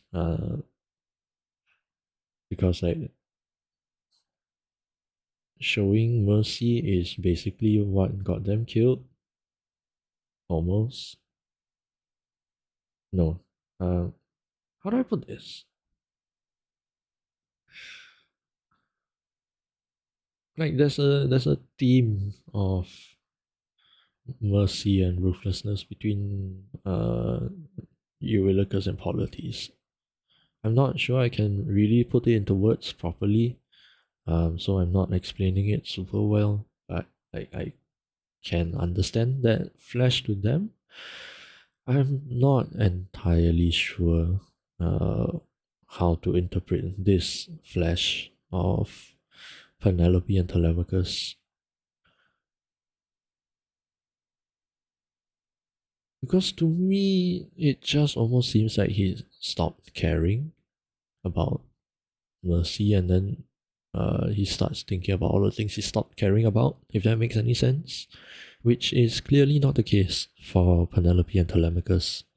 So, if anybody knows, or if somehow Duvet themselves sees this video, I would love to understand the intention behind this flash over here, because I'm not sure how to take it. My mercy is long since drowned. It died to bring And yes, all the my headshots. mercy is long since drowned. The headshot. It died to bring me home. And another one. And as long Headshot. as you're around, my family's fate is left unknown. And then I love this Kill my depiction son here. to die. Bam, bam, bam, bam, bam. Just Odysseus going crazy and repeatedly stabbing this one guy. I love it. You filled my your fate. And then also just To rape my wife. You plotted to kill my the son. captions here. Planned to rape my wife. The change from it being like red words into black words with red drop shadows. I love it. You are going to die. Is it also? Filled my heart Yes. with hate. Yes. All It of is so good. Who have done me wrong. I love that color. This will be your fate. And then it changes to black also, if I remember correctly. No, it's in the next one. Yeah. The black with the red drop shadows. And then just this image of Odysseus. It is incredible. I love it. Okay. With the visuals done, there's not too much time until the ads. I think 6 minutes.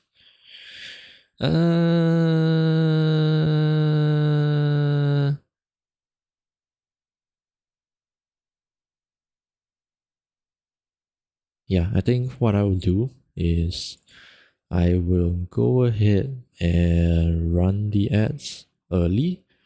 I want to go and brush my teeth and all of that, and then we can just have an uninterrupted yapping session about the music for Odysseus. So yeah, I will go ahead and do that. So once again, as with all of the ad breaks, please go and grab some water, get up, get some stretches, go to the toilet, all that stuff. And I will see you guys again in a few minutes after the ads. So I will be right back. And whoop.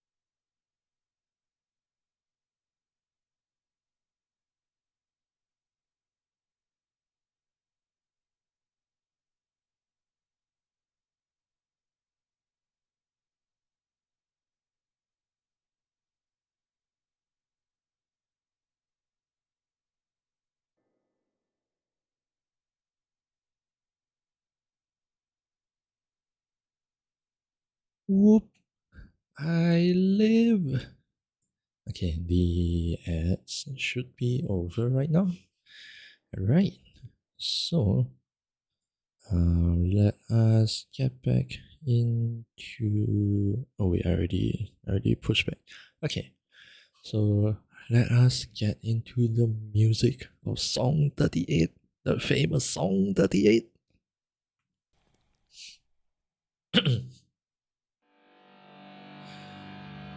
For 20 years I've suffered every Punishment and pain, and you hear acoustic guitar here. Surprisingly, even though given the general mood of the whole song, you would think that it starts off with electric guitar, but no, it starts off with acoustic, because it sounds like Odysseus is kind of grieving the state of his own kingdom here, because you have to understand, he left for war and destroyed a city and did a lot of inhumane things, and he went through a lot of challenges and all of that stuff. And so, because he didn't know what was going on back in his own kingdom, right? I would like to imagine that he at least imagined Ithaca to be more or less peaceful, relatively, given everything that he has gone through. Like, he just wants to come home to a quiet home, you know.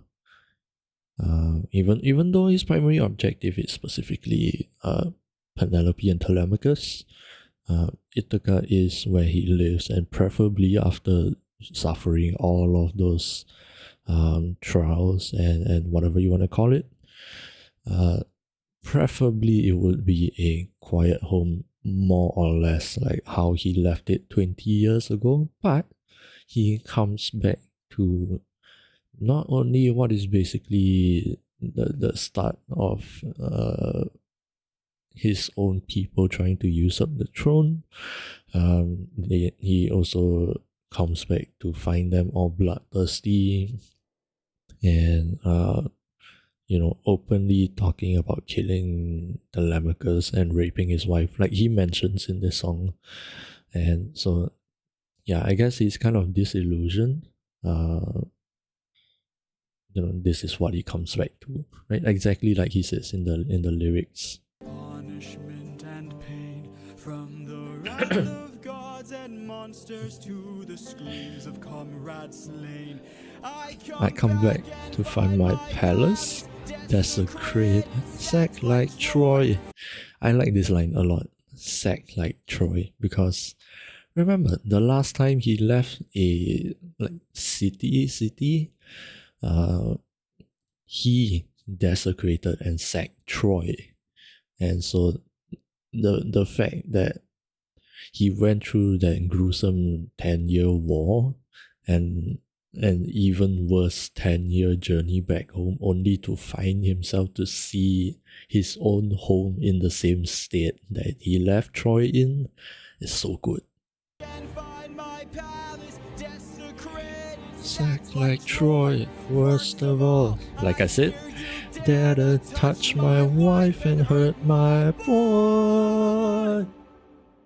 I have had enough. And the guitar, da da da da da, and this, the choir. Odysseus.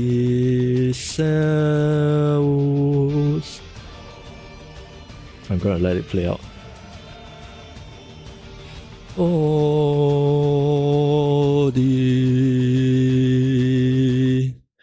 I wanted to point that out because I also pointed it out back in song 19, No Longer You, at the end of it. Let's actually just go straight back to that, because why not?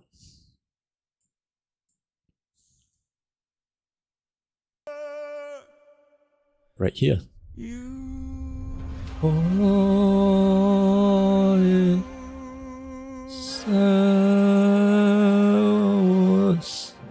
there are two ways you can interpret that. Number one, what of Jorge officially said is that this was a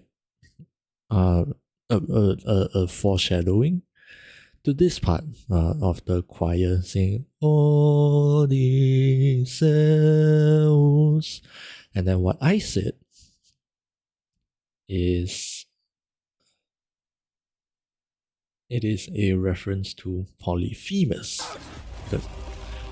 Polyphemus, Polyphemus. So can you guys hear that sort of callback, reference, whatever you want to call it? My English is failing me, but can you hear it? Can you hear it?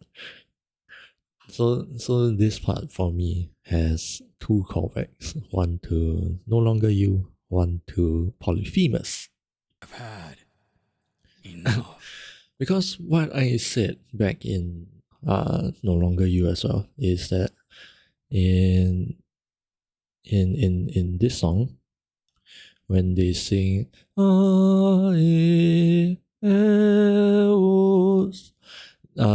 I said that they sort of slurred the words to something in between Polyphemus and Odysseus because of the way that their name is pronounced.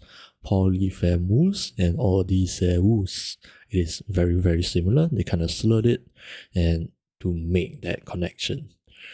And right here, they unslurred it. And you clearly hear Odysseus, Odysseus. So it's like he 100% completely went into monster mode. At least that's how I take it. And then you also hear the electric guitar just come in as well.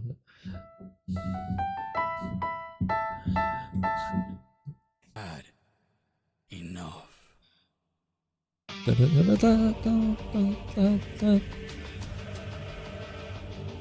Oh, it's just more of the first 5 notes.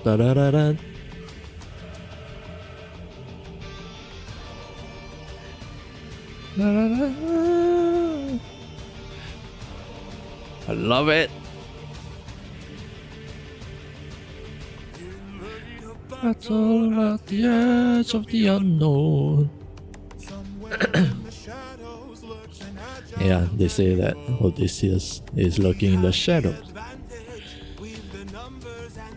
And you also hear them being all cocky, you know, we have the numbers, we have the might, we can beat him, it's just one guy, you know. And the one person, at least in this group, with reasoning, is the first one that Odysseus shoots. This man plans for every fight. Bah! Boom! Zeus, Odysseus, Odysseus, Odysseus. Let me listen to that again. This man plans for every fight.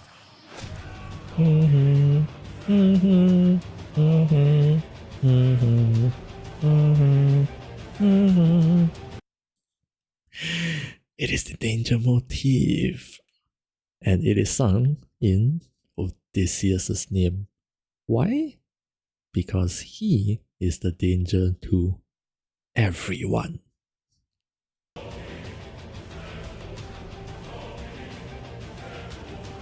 Odysseus.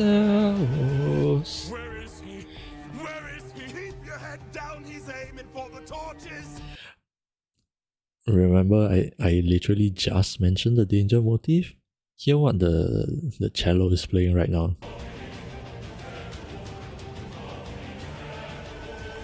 Where is he? Where is he? Keep your head down. He's aiming for the torches.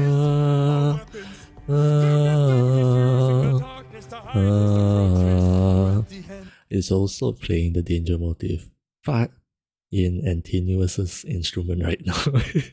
Or it could also be Polyphemus' instrument, because again, I mentioned the parallel between the cello and the double bass, potentially. At the very least, between Antinous and Polyphemus, they both had low strings. At least that is my sort of association to the both of those characters. And the lyrics right here, where is he? Where is he? Keep your head down, He's aiming for the torches. That is a nod to Scylla, my favorite. Because back in Scylla's lair, when Odysseus was passing through, remember, he asked for 6 torches to be lit up. And the reason for that is because it is in a being called the lair of Scylla, it is imagined to be in a cave. And in the darkness, he intentionally lights up 6 torches and gets Eurylochus to distribute them to 6 people, so that the 6 heads of Scylla would have 6 distinct targets. They will aim for the torches, just like how Odysseus is doing right now in a dark place, only lit up by a couple of torches. He sees a shadow in the, being cast down by the torch. Boom! There's one dead. Where is he? Where is he? Keep your head down, he's aiming For the torches, Our weapons, they're missing. He's using the darkness to hide his his approaches. approaches. Empty-handed, up against an archer. Our only chance is to strike him in the darkness. We know these are the And again, it's the ego, the ego and arrogance of the suitors. And something that I forgot to mention, and it will end up being a little bit of a complaint, but notice the title of the song.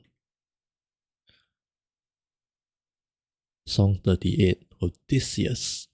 Why I want to point this out is because in case anybody, any one of you watching hasn't noticed yet, the only songs in this entire musical that is named after like a name or a character's name are all specifically monsters. The first one that comes up is Polyphemus, who is a Cyclops monster. The next one that comes up is Scylla, who is a monster. The next one that comes up, that is named after a character, is Charybdis, which we went through in the previous saga. And now, the last title that is named after a character is Odysseus. And he has fully embraced the monster inside of him, because he goes on this killing rampage in this song. And so far, we already have the what's the word?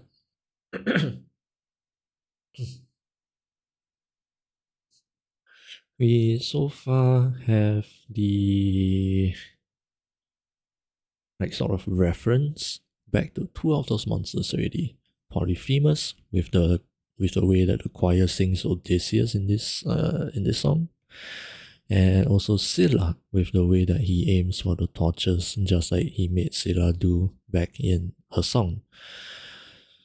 The sort of complaint that I have, which is also something that I basically mentioned back when we listened to Charybdis as well, is, at least as far as I'm aware, there is no reference to Charybdis in this song, unfortunately. I'm hoping that there is, that I just am not noticing.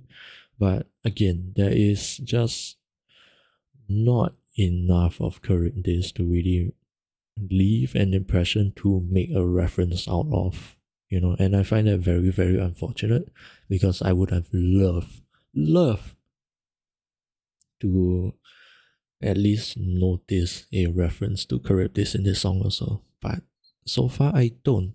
There is still a lot of the song left, so maybe if I listen really closely, there is a reference to Charybdis, but as far as I am aware, there is none, sadly. But yeah, let's continue. numbers and the You don't understand it. Oh wait. Yeah, we stop somewhere here. We know this horse, yours can be tilted. don't Look think I know at my own own past. palace? I built it. I love it. All the cells. Ah,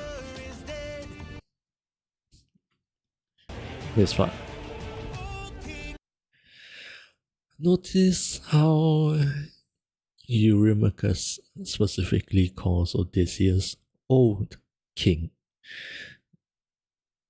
even though there is no new king at all, and the quote-unquote old king is standing right in front of him.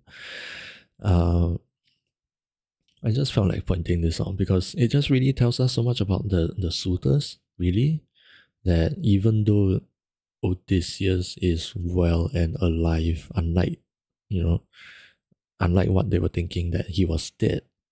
Even though now Odysseus, their current king, really, is standing in front of them, he is openly calling him old king, meaning that at least in their perspective, they no longer see him as the king, and they already see that the throne has been given up to one of them, and I just love that sort of very subtle like detail of the how the suitors think, if that makes sense. I'm not putting the English words very properly here, but I hope that made sense. Destroy the serpent's head. As the words of us are no longer a threat. Press X to doubt.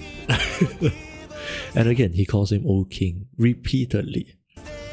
So that no more blood is shed. Let's have open arms instead. And yeah, of course, Eurymachus wouldn't know about the whole open arms thing unless he knew Polites, but at this point, they don't really have a explicit relationship. So he unknowingly brings up like a trigger word, just like Calypso did. But Odysseus has a very, very different reaction to it this time. Back on Calypso's island, the word open arms really triggers him and sends him down a very negative spiral. Like he just loses his mind, he gets haunted by Polites, right? But here, there is no more Polites. He doesn't even let Eurymachus fully finish his sentence. Because notice how the word instead gets cut off, like audio wise over here. No more blood is shed. Let's have open arms instead. He doesn't even get to the D of the word instead.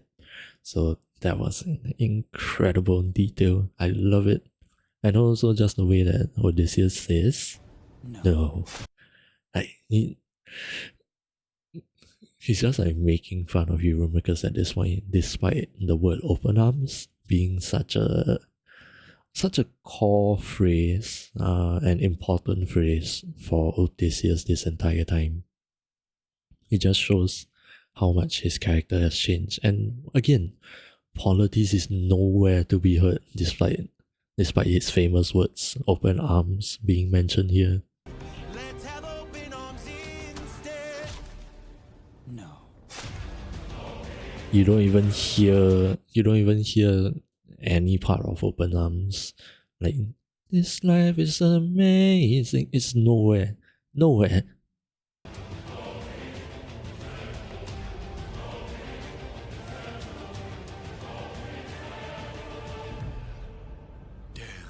He's more cunning than I assumed. While we were Busy plotting, hide our weapons inside this room. I find it hard to believe that the sharpest of kings left his armory unlocked. So what? Now that we have armed ourselves, let's make the bastard rot. Behind you! And yeah, something that I wanted to point out because I don't. No, wait. I think I have heard something about this. There is no explicit explanation of why the armory is even unlocked to begin with, because like the suitor mentioned, I find it hard to believe that the sharpest of kings would leave the armory unlocked, which is exactly what I thought as well, personally. Like, why would Odysseus hide all of the weapons and then leave it unlocked? Because I don't think he would want the suitors being armed. Like, that doesn't make sense strategically speaking. But I believe I read somewhere that it is Telemachus who left the door open, which is why Telemachus appears right here. Da da da da. I wanna be legendary. And then also with the piano. And also you hear the ta ta ta ta ta ta. That is Athena's signature sound for appearing. And then you have the piano along with a violin, because the violin is part of Telemachus's instrumentation. It is specifically the, well, how he called it, the indie piano, but I think it sounds like some sound bang on an electric piano. But anyway, yeah, what we mentioned before, Telemachus does have the violin and the guitar accompanying him as well, because that is the music's way of telling us his relationship with Penelope and Odysseus. They are his parents, therefore he inherits their instruments as well. And then here with the piano, it also shows us that Athena is with him.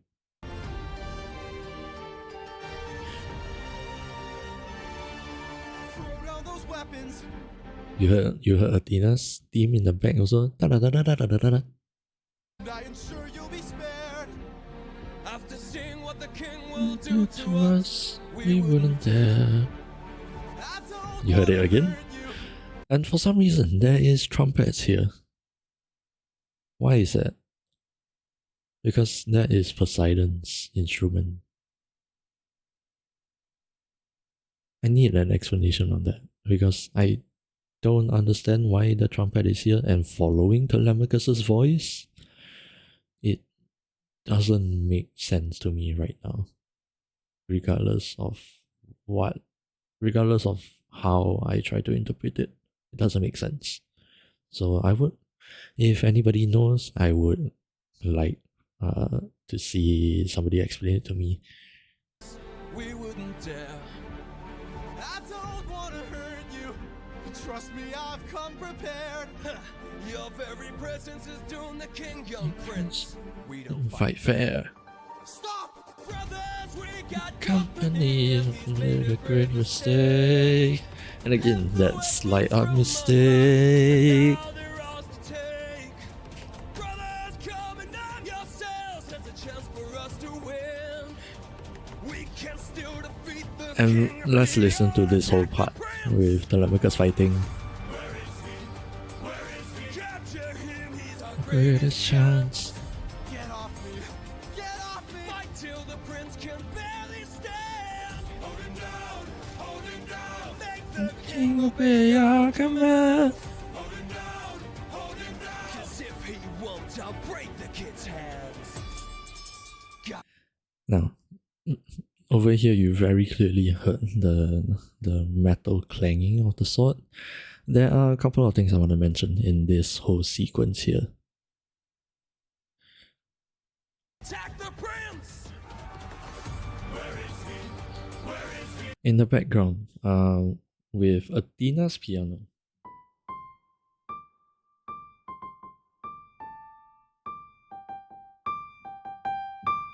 It is playing "Fight, Little Wolf, Fight, Little Wolf, Fight," which is exactly what Athena sings also back in Little Wolf, because she was backing up Telemachus. And the other thing that I wanted to point out, like I mentioned earlier, the sword clashes Again, this was not something that I found out all on my own. But if you listen very, very closely, because the sword clashes are quite far back in the mix, so it's gonna be rather quiet. I will boost this up in the video for you guys. But if you listen closely, the sword clashes might sound familiar to you. Attack the prince! Number one. Where is he? Where is he? Capture Number one, it is, how does it go again?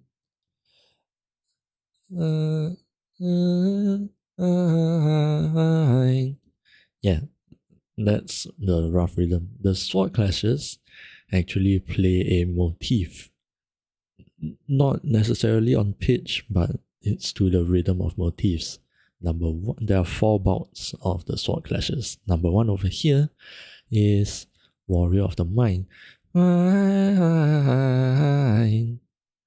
Again, it is very, very quiet. I can barely hear this myself, so I might not be getting that completely right, but it's there. Attack the prince! Where is he? Where is he? Capture him, he's our And then number 2. greatest chance. Get off me! Get off me! Fight! This one is a little bit easier to follow because it is playing fight, little wolf, fight, little wolf, fight. It is following the piano. Him, he's our greatest chance. Pop, pop, Get pop, off pop, me! pop, pop, pop, Get pop. off me! Fight till the prince can And then number 3. hold him down! Hold him down! Make the king can barely I will sound it out for you guys. Pop, pop, pop, pop, pop, pop, pop, pop. I wanna be legendary. And then the last one. the king obey our commands. Hold him down! Hold him down! 'Cause if Again, it is very difficult to hear, but let me sound it out for you. king obey our commands. Hold him down! Hold him down! 'Cause if It is part of Odysseus' theme. Specifically, da, da, da, da, da, those 5 notes. If you guys listen closely. king obey our commands. Bum, bum, bum, bum, bum. 'Cause if he won't, I'll break the kid's hands. So again, this isn't something that I would have ever caught myself, and I love Jorge for this, and he is an absolute madman to include that in the song. Because how many people would be able to catch that, really? But I love that the detail is right there. And again, the sword clashes also tell us that Telemachus is putting up a fight himself. Hold him down! 'Cause if he won't, I'll break the kid's hands. Got him.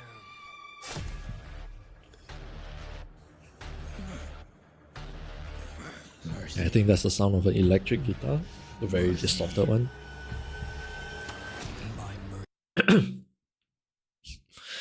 And I really, really enjoy this like sort of jet engine kind of sound that he uses for a riser to sort of raise the tension. My mercy is long since drowned. It died to bring me home. And as long as you're And all of the around, arrows being our shot family's in name is the left audio unknown. also. You plotted to kill my son. You planned to rape my wife. All of you are going to die. Cells. You filled And my that heart with heartbeat. hate. All of you who have done me wrong. This will be your And again, that fate. jet engine sound. And I just love the way the mix just opens up for the choir here. This will be your That fate. engine. Oh, like in a sense, you can kind of imagine like visuals, right? Just sort of coming to a climax. Everything is getting very, very, very tense, and then suddenly the camera shoots up and immediately slows down into that horrifying scene. I love the audio imagery of this. Oh, and then just the screams. The cathartic screams of all the suitors. I love that one especially. Oh, oh. I love that one.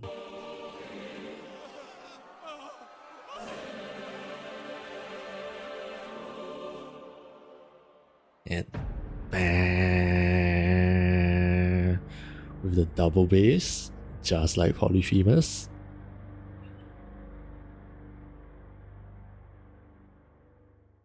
Yeah, and just one last thing about the song. I think that it would have been really nice if, as part of the screams of the suitors at the end there, I think it would be really difficult, but it would also be a really nice reference if he could add, if Jorge could add a scream that sort of resembled Captain. You know, obviously they wouldn't be calling him Captain, so it would be something closer to like maybe Old King, you know, Old King, and then it just gets cut off halfway. I would love that so much. But yeah, that was song 38 of this year's. I very much loved it. Both the music and the animation really just pair so well together and elevates the whole thing. It was incredible. I enjoyed it very, very much. And now, let's move on to song 39.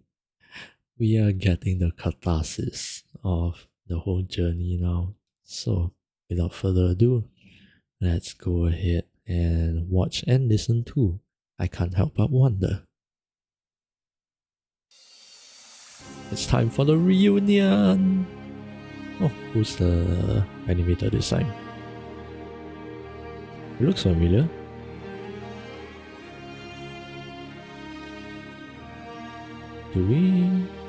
Have we seen Ximena? Father? Yes. Yes. Son? The subtitles from red fading into white. I love how awkward it is. All my life I'd have died to meet you. Thought about your name Oh, I so like that much. Telemachus has that grass crown. I think they call it a wreath. I'd greet you, oh, And now you're here. I can't find And the the words. words.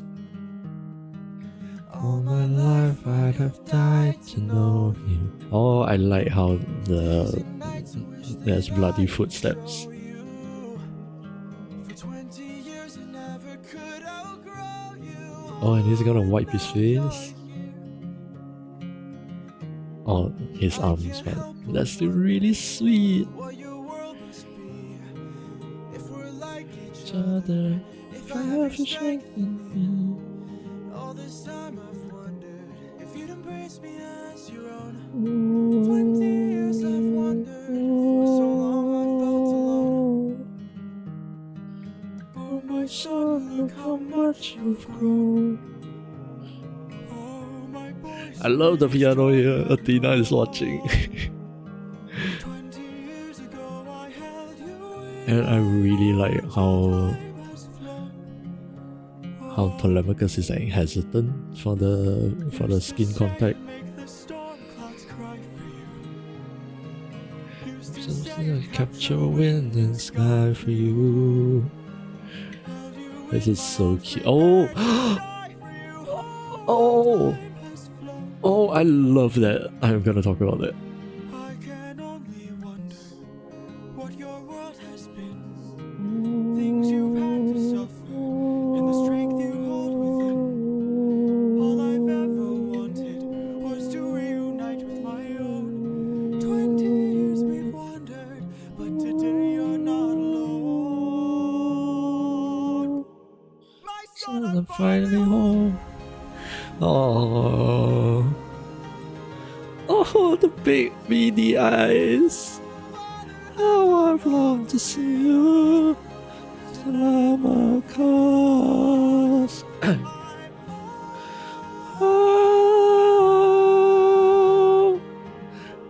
I love that harmony there. It's so good. Go. Tell Your mother I'm home. I'll be there in a moment. Of course. Yep. I love how all the dead bodies are still there. Show Show yourself. I know Oh, you're watching me. Show yourself. That was cute. How Athena just pokes his forehead. I can't help but wonder what this world could be if we all held each other with a bit more empathy. I can't help but feel like I led you astray. What if there's a world where we don't have to live this way? This is very different from how I imagined it personally. If that world exists, it's far away from here. I will also talk about It's that. one I'll have to miss, for it's far beyond my years. You might live forever, so you can make it be. But I've got one endeavor. There's a girl I have to see. Oh, the way that he just fades into young Otis. Oh, I wonder if I'll ever find out what that Father? face She's waiting. scar injury thing is. But that was I love the animatics for this one. It's so good. It is so emotional. And even the caption here also. Son, Yeah, and just how the word son, son. it goes from the black, not even red, it was the black one, and then it just fades into white. It's so nice. And then also, of course, the Odysseus is still very bloody. I kind of wish that Telemachus was also a bit more bloody, but that's fine. Thought about your name. And again, this whole thing about it being awkward, I really enjoyed that visualization of it. Because again, this is their very first time meeting, essentially. They barely know each other.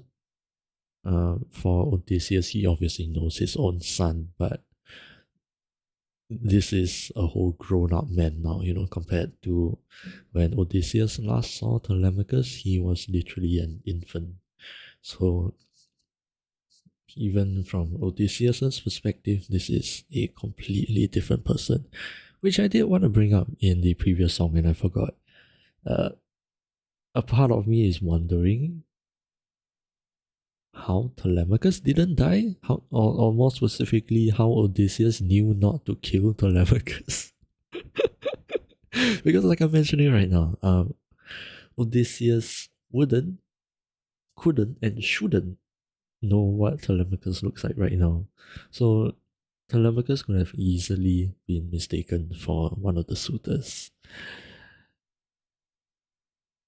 Or I guess you could explain that at least in this adaptation, all of the suitors are like older grown men, and so Odysseus can even in his rage, he can still reason that, hey, this is a young man among a bunch of older men. It doesn't make sense. Let's not kill him. Maybe he's probably not one of the suitors, whoever he is. I guess I can take that explanation. But anyway, yeah. The point is that they don't know each other, because from Telemachus's POV,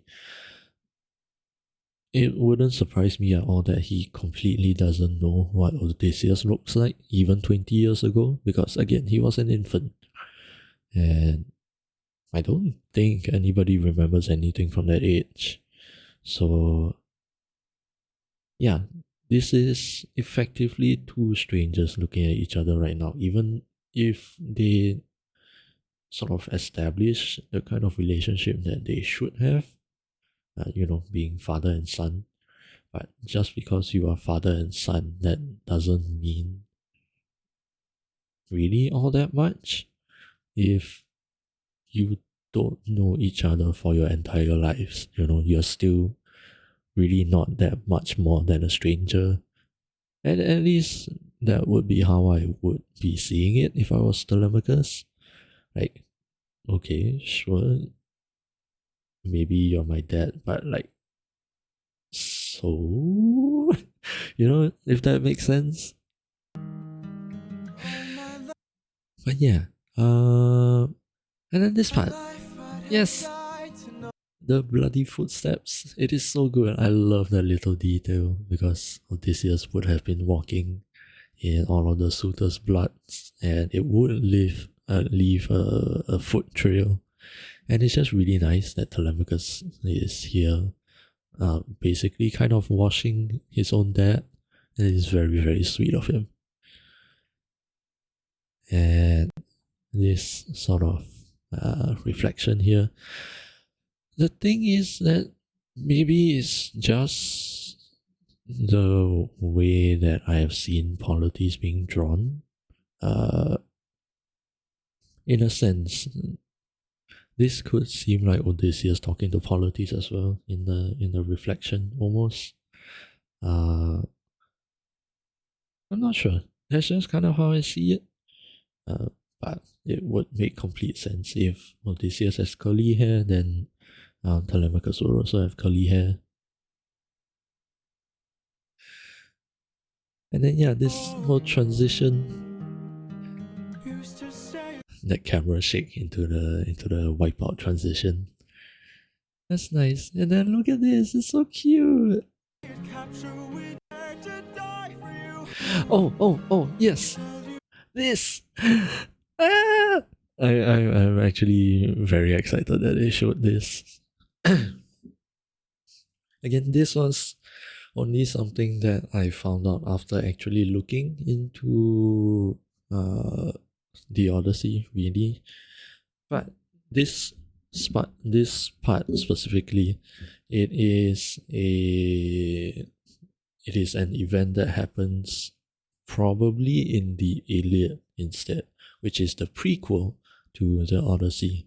Because in the Odyssey, it basically kind of starts off with Odysseus recounting the sack of Troy. So as a prequel, we would then find out how Odysseus gets drafted into that war team, whatever you want to call it.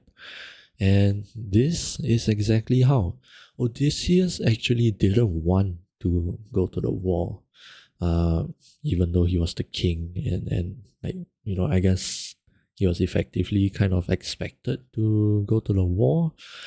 And so, in an attempt to escape the drafting, Odysseus actually put up an act to be insane. And one of the things that he does is that he was actually said to be plowing the field backwards. I'm not exactly sure how to picture that, but I guess if you're using a plow, you'd be pushing forward instead. But like maybe he threw the plow over his shoulders and did it backwards. Whatever. The point is that he was trying to look insane to avoid the drafting. And then one of the commanders, I'm not sure who, so I will not name them until I can confirm who it is. But one of the big people called Odysseus out on his bluff, being like, okay, let's see if you are actually insane.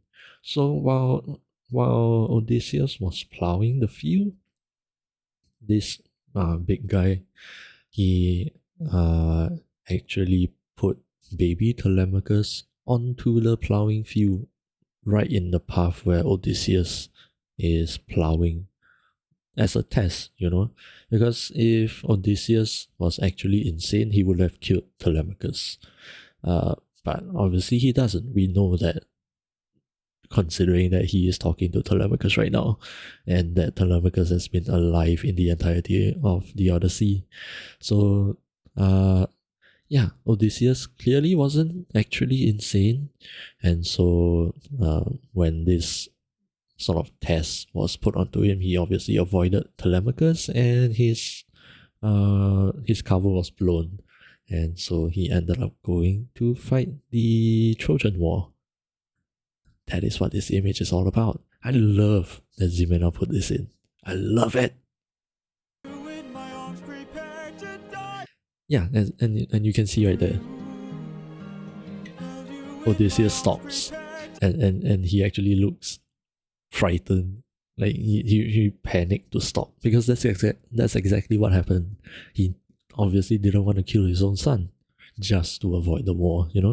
That would kind of defeat the purpose. die for you. Oh, And yeah, he finds out that his cover got blown.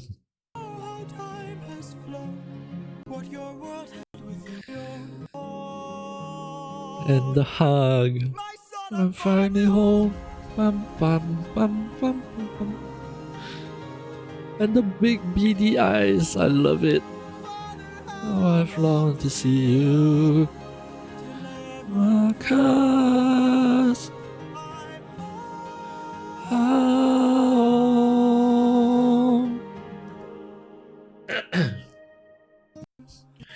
And then yeah, this whole part with Athena.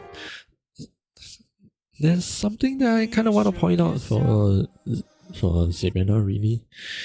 I mean, it's totally fine. I think this is very, very subjective. And if this is the way that Ximena likes doing things, that's totally fine. It is not necessarily a complaint. It's just that I feel like this would be a much more serious and somber kind of sequence of events. So I'm not sure how I personally feel about, all of this more cartoonish, playful kind of expressions and drawing style. I do enjoy this little poke here. That's very cute, and I enjoy that. But yeah, just this whole general, or hellos. like just generally very, very light-hearted and cartoonish sort of vibes visually. I don't agree with that. And again, this is not a complaint. This is just a very subjective opinion. It is completely fine like this. It's just that for me, in my own personal imagination, I felt like the way I imagine this is right. You can hear the clock ticking, and clearly Odysseus is having a conversation with Athena. What I thought would be happening is Odysseus is over here, and Athena is here looking at Odysseus's back. What I imagine is that Odysseus never actually makes eye contact with Athena, because this is the first time he has seen Athena in 10 whole years, after a pretty big argument, comparatively. And I feel like the both of them wouldn't be able to face each other, really. At least that's how I interpret the whole situation and the way that I visualize it. So I wouldn't think that they would be very nonchalant about it, like just two old friends having a chit chat after a bit of a break because they lost contact, because they were busy with their lives and all that stuff. It's totally not like that. For me, it is two friends who hurt each other and don't know how to face each other, and are kind of awkward in finally seeing each other after so long without ever having a proper closure. So, at least that's just the way that I imagine it. I've said that so many times, but yeah. Yeah, that was the animatics. Let's move on into the music.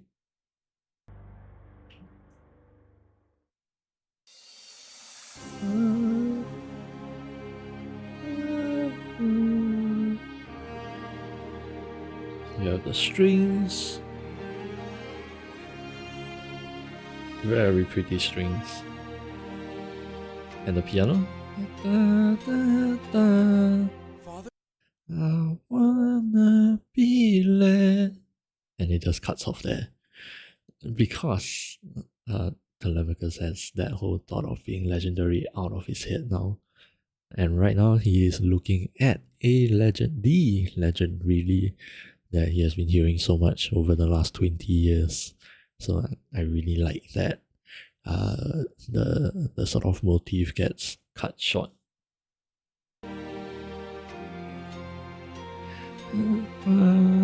Father? And Odysseus immediately coming out of the murder mode and going into very vulnerable state with the acoustic guitar, because he sees Telemachus. How he recognizes him, I have no idea, but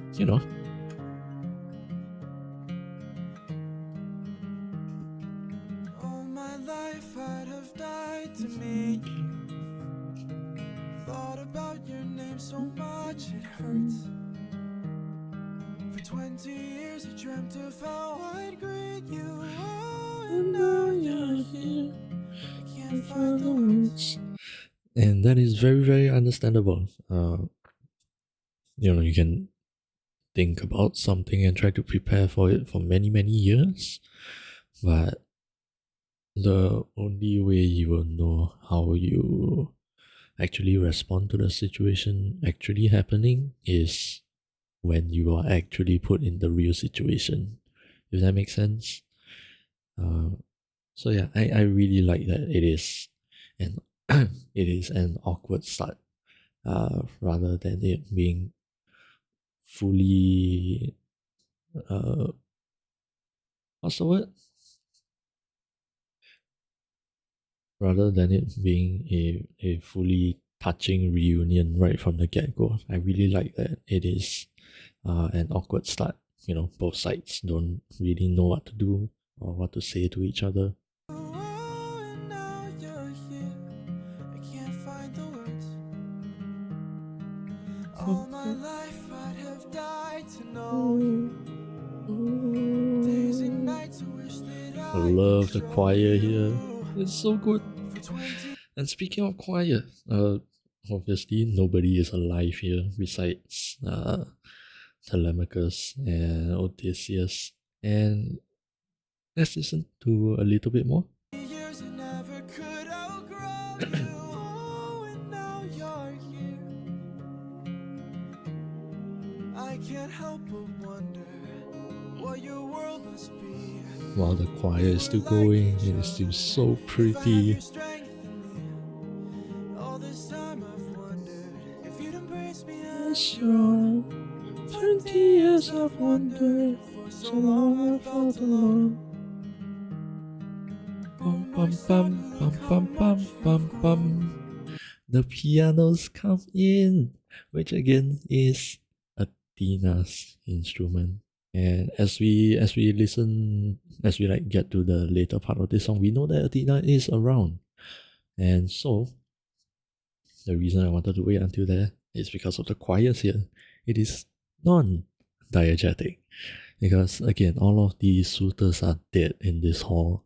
And as far as we are aware, there is no other humans around. So what I think is that Athena is the one calling down the choirs for Telemachus and Odysseus, which I think is really cute. Oh, and now you're here. I can't help but Wonder what your world must be. If we're like each other fire strength in me. And that is the same thing that Telemachus does wonder back in Legendary as well. You know, just like, I've heard so much about you, but what are you actually like? You know, how much similarities do we as father and son have? All this time I've wondered if you'd Embrace me as your own. 20 years I've wondered, for so so long I felt alone. Oh my son, look how much you've grown. Oh my boy, sweetest joy I've known. 20 Oh, years ago I held you in my arms. How the time time has has flown. flown. Oh, used to say it'd make the storm And clouds now cry. strings come in because Penelope is part of the memory now. Sky for you. Held you in my arms, prepared To to die for you, oh, time has flown. Oh, I love the I vocals. can only wonder what Your your world has been, things you've you've had to suffer, and the strength strength you you hold hold within. all I've ever wanted. I'm just enjoying the song at this point. 20 years we've wandered, but today you're not alone. My son, I'm finally home. Bum, bum, bum, bum, bum. Bum, bum, bum, bum, bum, bum, bum, bum, bum. How I've longed to see you. I feel like that's a polyrhythm. Hold on. My son, I'm finally home.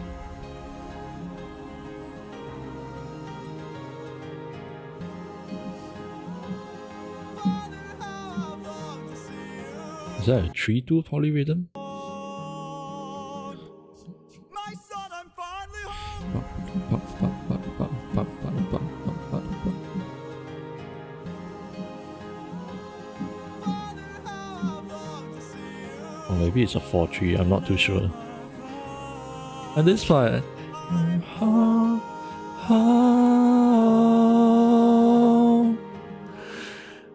I love the harmony there. I don't know if you guys could hear me tapping on the.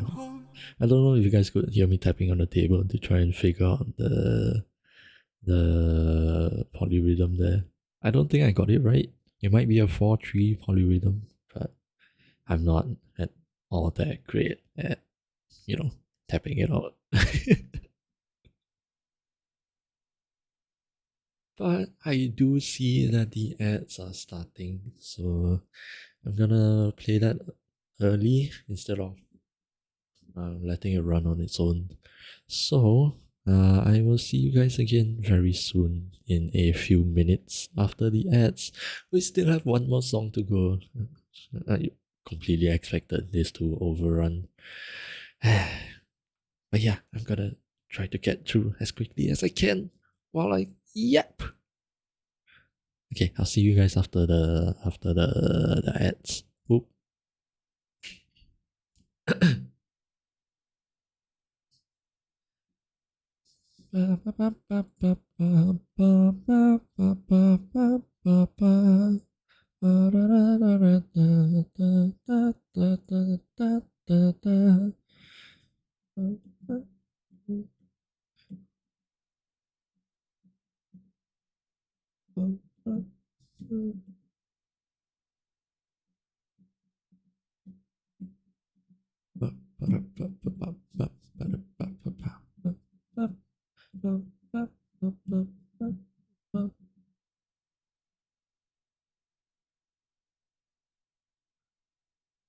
It, I don't know, it still sounds like a 3-2 polyrhythm. It's just that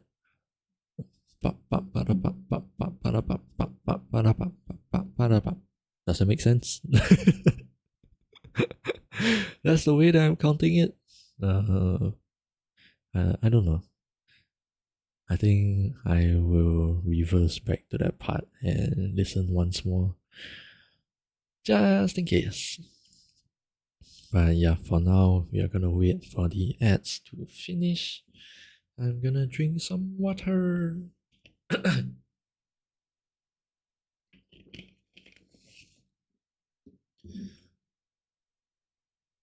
I hope I can figure out the polyrhythm because I really like the way that it sounded.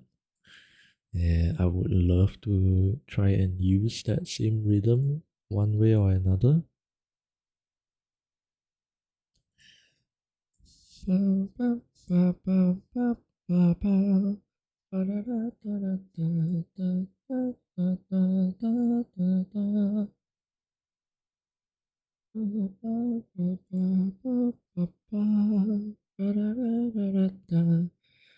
How long more? There's still a full minute of ads. I'm gonna die waiting for the ads. which is stupid because I was the one who ran the ads. 40 seconds.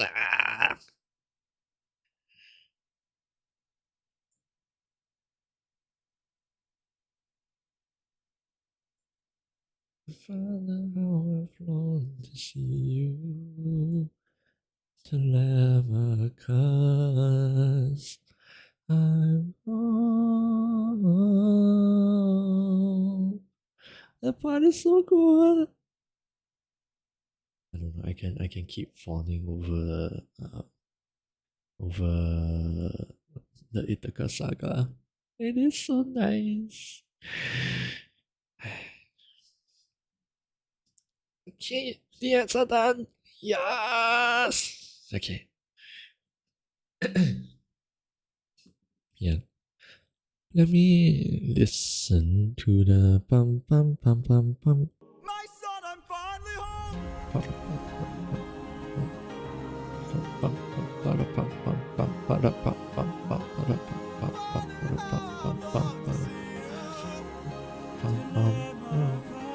I can't figure out the rhythm. I'm shit at rhythm.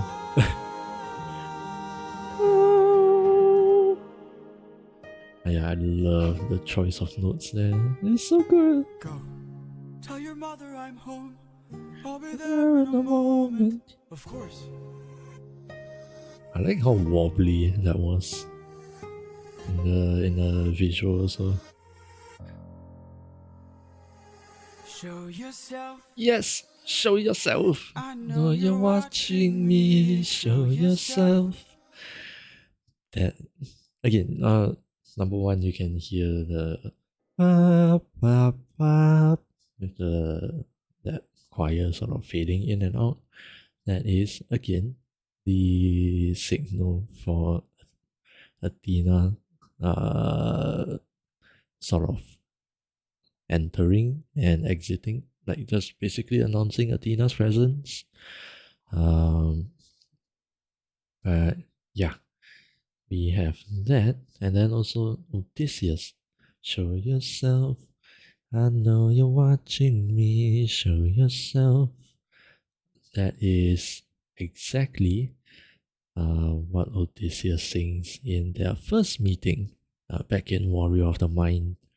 Except that this time there is no danger motif being played, because I think at this point, even though their relationship has been damaged, thanks to their big fight back in the Cyclops saga, I think that they are still friends, more or less. So there's no danger to be found over here. And a little poke on the forehead is so cute. You were never one for hellos. I can't help but wonder. Yep, and we got the piano and also Athena's motif being played. Empathy, I can't help but feel like I let you astray. What if There's a world where we don't have to live this way. Oh yeah, and you can hear the clock ticking because they are having a conversation with Quick Thought right now. But the thing that I kind of wanted to point out here is how Athena sort of embraced the open arms mentality, while Odysseus went down the ruthless route. It's kind of like they had opposite character developments, and I really, really like that because Athena in the beginning was much more ruthless. You have to finish the job, kill Polyphemus. While at that point in time, Odysseus was, at least from my perspective, kind of grieving Polites' death, and in the process of grieving and trying to remember Polites, he tries to embrace the more open-minded, the more open arms sort of mentality. And now, after everything that they have been through, they are now the opposite, which I thought was really cool. Give me a quick moment.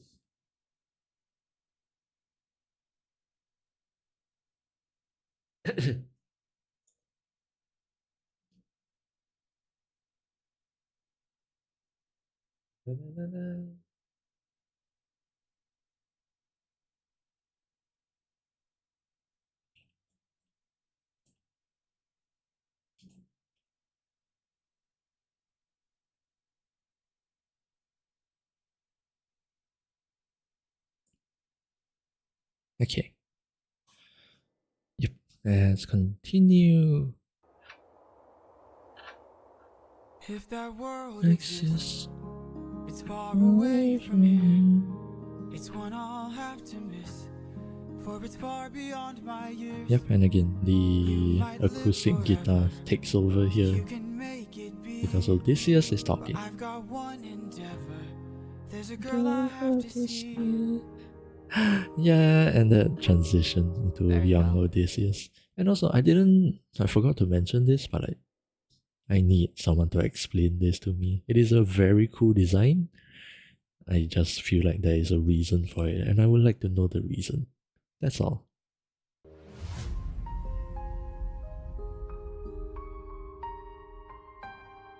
Father? And musically. Very well. Da, da, da, da, da, da, da, da, da. Father? That is, well, it references two things. Number one, Warrior of the Mind.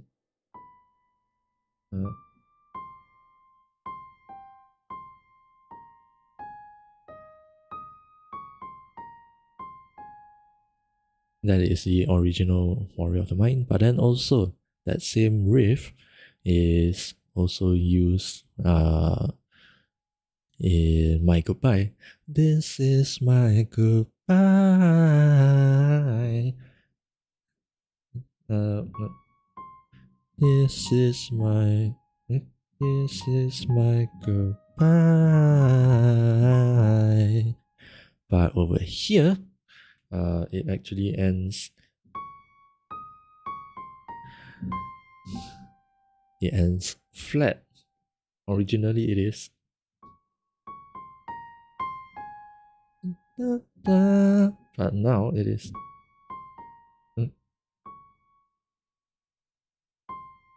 Wait.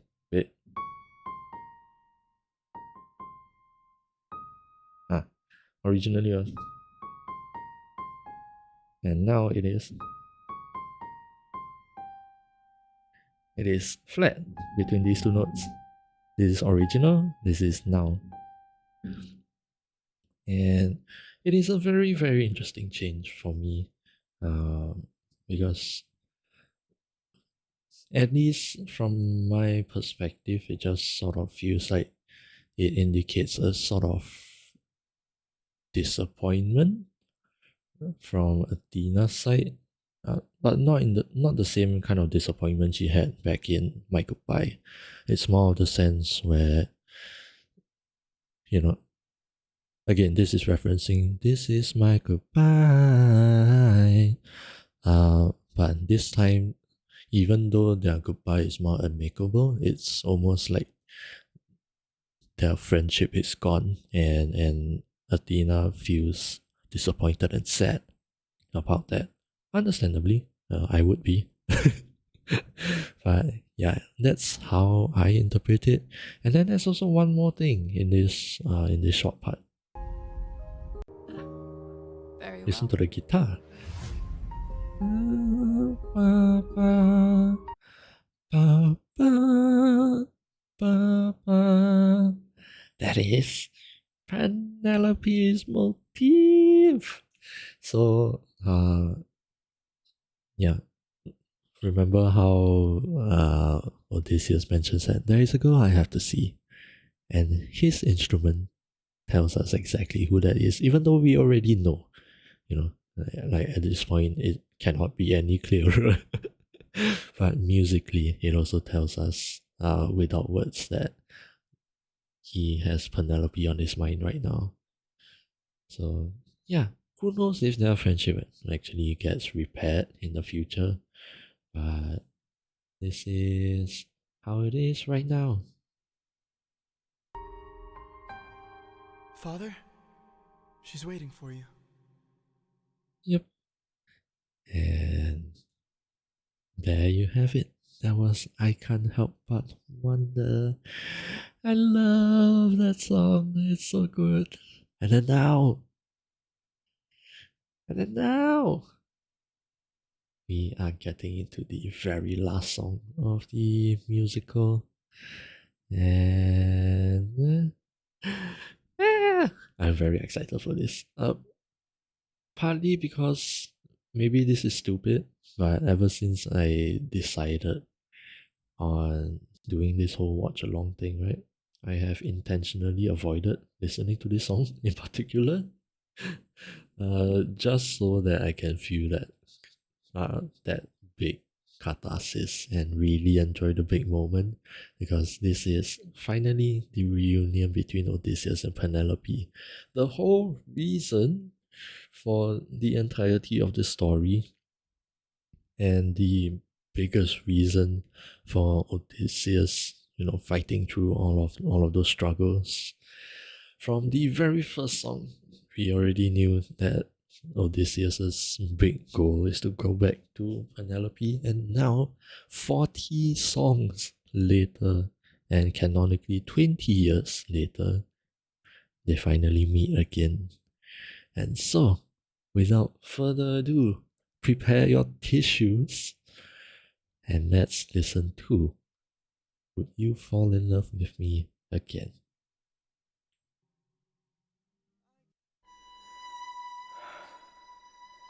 Penelope. I think this is a different animator. I love this. Just the title right there Is it you? on a black background. Have Nya my Tian. prayers been answered? I don't think we've seen this animator before. Is it really you standing there? Or am I dreaming once more? You look different. Your eyes look tired. Your frame is lighter. Your smile torn. Is it really Penelope you? does look too young here, but that's a small thing. Oh, the word man being blue, just like his original color.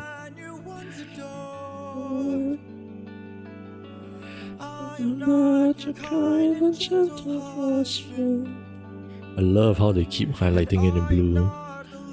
Yep, love is now blue. Would you fall in love with me again if you knew all I've done? I love it. I love that he is hesitant to touch her. Love.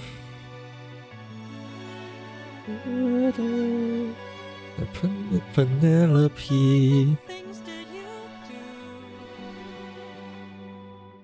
do? Left a trail of red on every island. Oh, and Scylla when he traded friends. Very nice. And the underworld. But all of that was to bring me back to you. Tell me would you fall in love with me again? Oh, that flash to his bloodstained hands. That you've been waiting. That's true. I love the waiting motif. Do me a favor, just a moment of labor that would bring me some peace. See that wedding bed, could you carry it over? Lift it high on your shoulders. I'm a bit sad with how they drew it. away from here.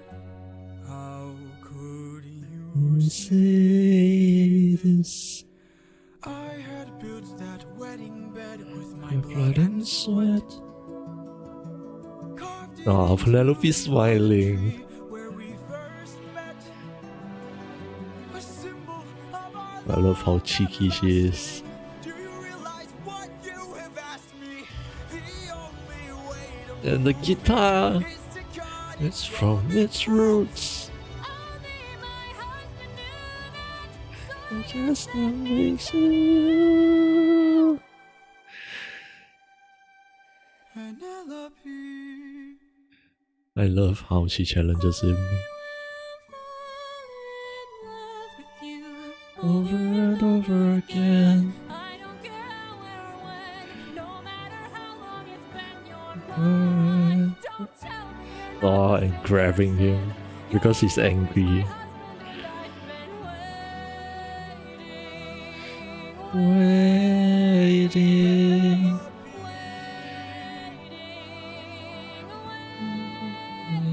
Penelope. Yes. Waiting. I love that there's a rasp in the last waiting also. It's so good. Now kiss. Man was trying to.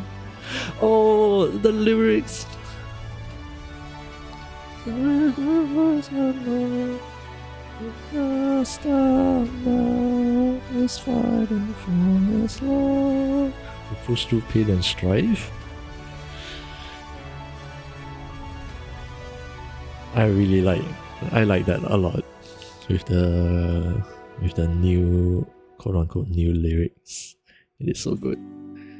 How long Has it been 20 years? Oh, his name? Yes! Yes! His name turned blue again. Yes! That is so good. Is that end of Act 2? Thanks for watching. Yeah, that was incredible.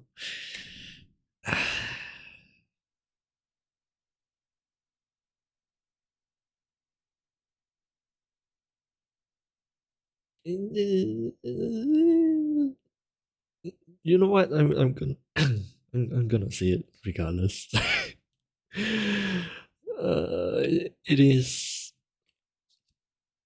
like I pointed out the at least regarding the animatics, right?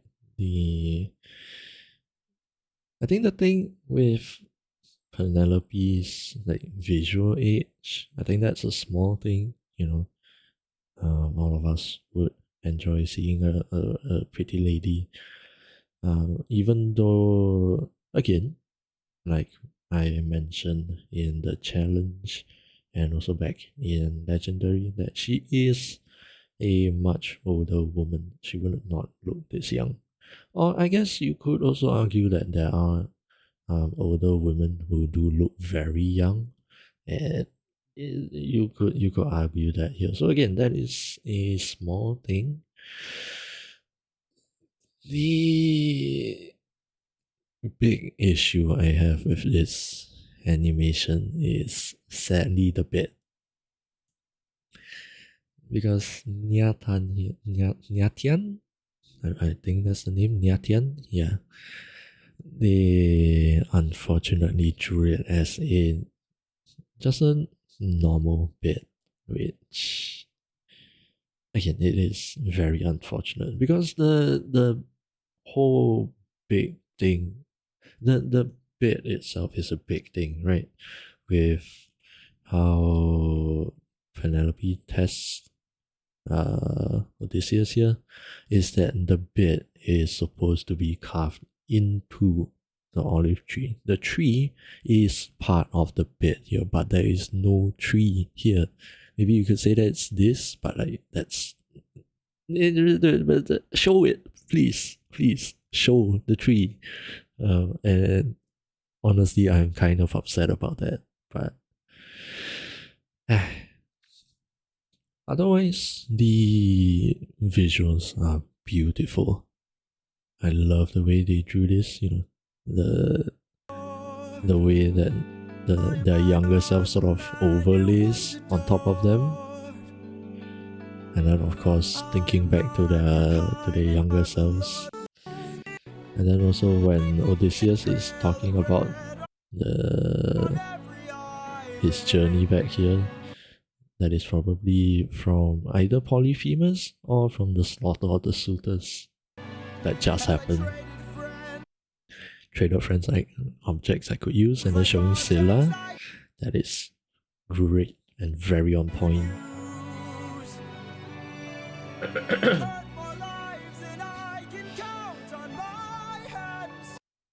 And this, I wish I could use this as a screenshot. It is so good. But I love that this is sort of like a visual callback to the underworld. And the music has a lot of callbacks as well, but I will talk about that in a few minutes.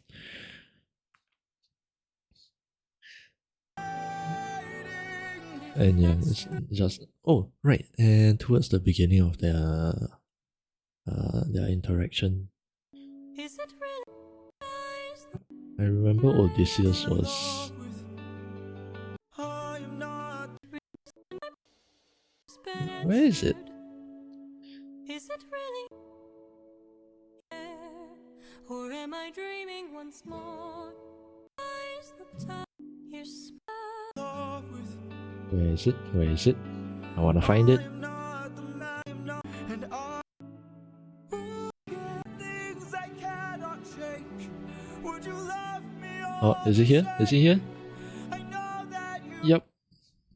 I love that Odysseus is hesitant to touch Penelope. I mean, he has been touching her hand this whole time, but like the face is a very vulnerable and intimate place to have physical contact with. And yeah, I just love that detail that he is scared to touch her because it's not just that he feels like he has done a lot of terrible things. He has done a lot of terrible things, and like he doesn't want to stain this beautiful and pure woman of his with his blood-stained hands, which is incredible. I love it. And he's still reaching out to her. But yeah, Do me a favor, and then here, just a moment. Nyatian doesn't draw Penelope's face, Wedding band. How could build that wedding and then this part. my blood and sweat. See how she smiles here? She knows. She was just testing Odysseus, and when she gets the confirmation that this is Odysseus because of his answer, she smiles. Very cheeky of Penelope. Lies ways to cut it from its roots. And that camera shake to emphasize on his words. Is It's to the crowd, bam, bam, bam. It's very nice. My husband knew that, so I guess that makes him you. And yeah, drawing her with along with the heavy breathing.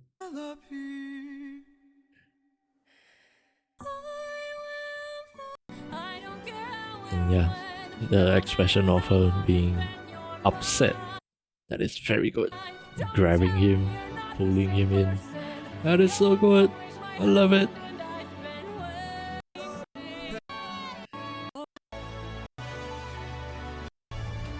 And the colors here from something very dull, gradually turning into something orange, which is considered a warm color.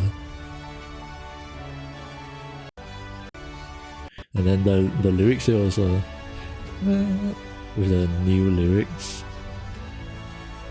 I don't know who thought of this, but it is a very nice change.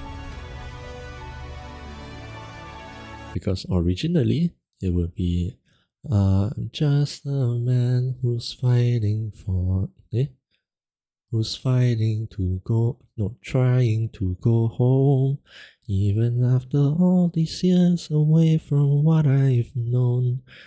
I'm just a man who's fighting for his life. Deep down I would trade the world to see my son and wife. So these are a very nice change to the lyrics to fit the ending of his big journey. You know? And this really cute part, and his name turning back into blue. That is so good. Okay, let me get into the music part because there is honestly a fair bit. I'm not gonna lie, there is a fair bit. But yeah, let me go through them one by one.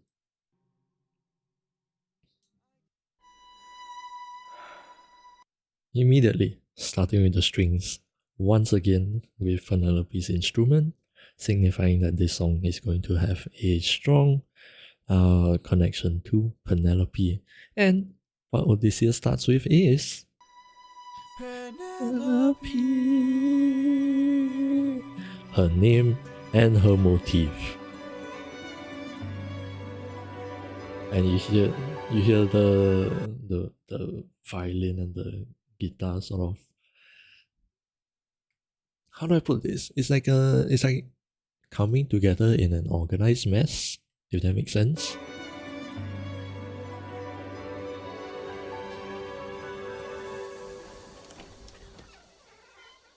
Because again, it has been 20 years. There's bound to be some disconnect and like awkwardness trying to see each other again. Is it you? Have my prayers been answered? Acoustic guitars. Is it really you standing there? Or am I dreaming once Once more? more. And yeah, Penelope has been dreaming for this moment for the last 20 years. 20 years. So yeah, it feels very hard for her to believe that Odysseus is finally standing in front of her again. Or am I dreaming once more? And like she says, he looks very different. You look different. Your eyes It's like tired. Your frame is lighter. Your smile torn. I like how it almost sounds like there's violins backing up Annalie's voice, but I don't think there actually is. It might just be like the timbre of her voice, which is so unique. Your eyes look tired. Your frame is lighter. Yeah, I don't think there's actually any strings, but I kind of hear it in my head for some reason. Is it really you, my love? I am not the man you fell in love with. I am not the Man you once adored. And let me play through this. Your kind and gentle husband. And I am not the love you knew before. The whole, I mean, it's quite clear that Odysseus doesn't feel like he is the same person anymore, which is very understandable. He has gone through a lot of character development, and he clearly is not the same person that we heard in the beginning of the musical as well. Like, he sounds much more tired. He doesn't have that playful wit anymore to his voice. And also, like, you also have to keep in mind that he has what Tiresias said to him, right? I see a man who makes it home alive, but it is no longer you. So, like, it just all ties back into Odysseus feeling like he's not the Odysseus that Penelope knows at this point. Would you fall In love with me again. do all I've done? The things I cannot change. Would you love me You're the same. I Know that you've been waiting. And the waiting motif makes me wanna cry every time. And notice how it says, for love. Waiting for love, not waiting for me or your husband or anything, just love in general. He has completely taken himself out of the equation, even though Penelope hasn't, but in his own perspective, like, he just completely thinks that Penelope wouldn't love him anymore. Even though he hopes for it, he doesn't actually believe it at this point. waiting for love?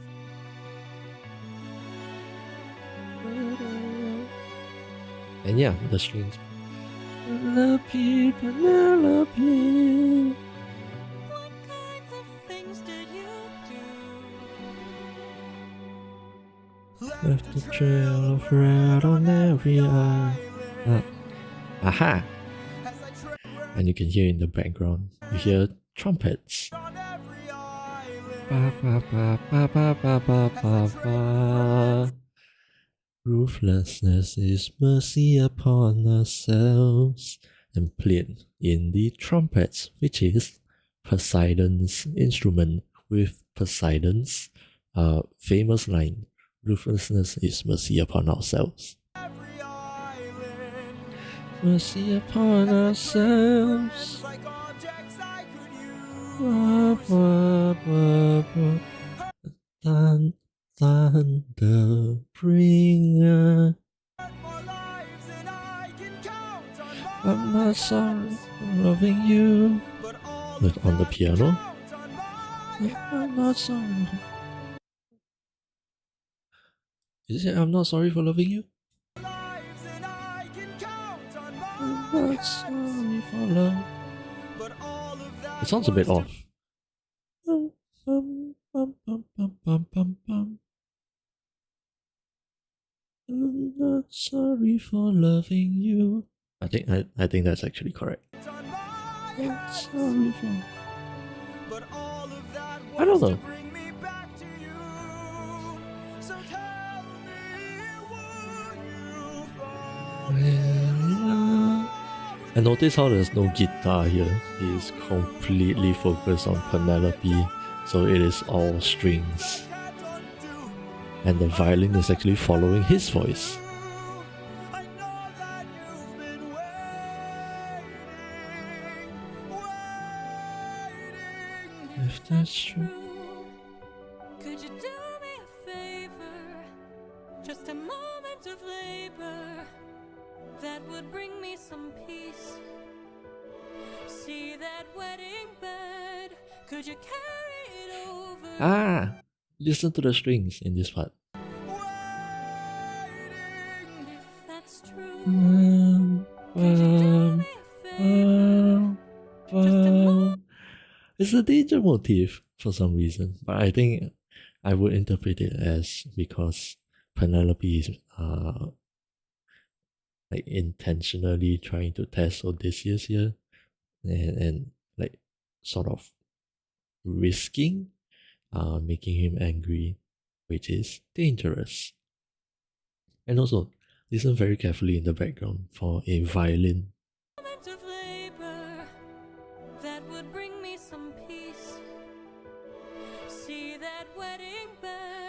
Could you carry it over? Lift it high on your shoulders and I don't know if you guys can hear it in the background. The moment she mentions the bit, right?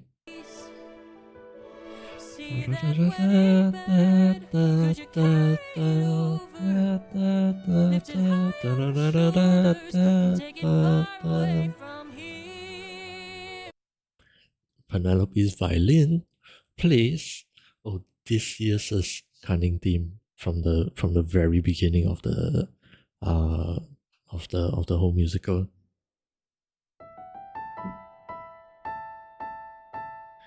Penelope's violin is playing that at the exact moment she starts talking about the bit, which we us as the audience, we know that she is testing him. She is being very cunning here, putting on a fake test for Odysseus, and the music tells us that. On your shoulders and take it far away from here. How could You you say this. I had built that wedding bed with my blood and sweat. And the acoustic guitar comes in because he's obviously very hurt by that test that we see, right? That we hear about. Of our love everlasting, And over here, you realize what you have asked me is to cut it wrong. the guitars come in, and Only my husband knew that, so I guess that makes him you. an electric violin comes in because Penelope is now angry and in quote-unquote battle mode. To the olive tree where we Listen to when the electric guitar comes in. symbol of our love everlasting. Do you realize what you have asked me? The only way to move The electric violin is here already, and then playing. Da, da, da, da, da. It is so good. It is so good. It is so good. The way that it turns into an electric guitar, because again, electric guitar is for Odysseus in battle mode. But for the very first time, Penelope also gets an electric instrument, an electric violin, because now she is fucking angry at Odysseus for trying to say that he is not her husband, and her instrument also electrifies itself to represent that anger. cut it wrong. It's roots. Only my husband knew that, so So I guess this that makes makes him you. Penelope. And now it goes back to I the will normal violin. in love with you over and over again. I don't care how or when, no matter How long it's been in your mind? Don't tell me you're not the same person. You're always my husband, and I've been Waiting, waiting,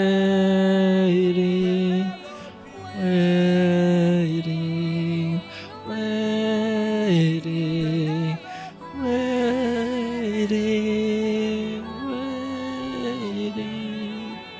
waiting.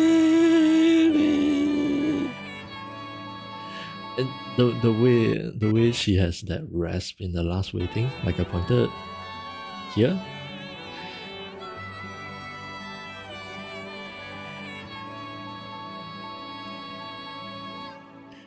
Like she's really screaming the waiting at this point. And a couple of Easter eggs over here in this whole part. Let's look at the timestamp from when she starts singing waiting. not the same person. You're I'll keep always this my up. husband, and I've been 58.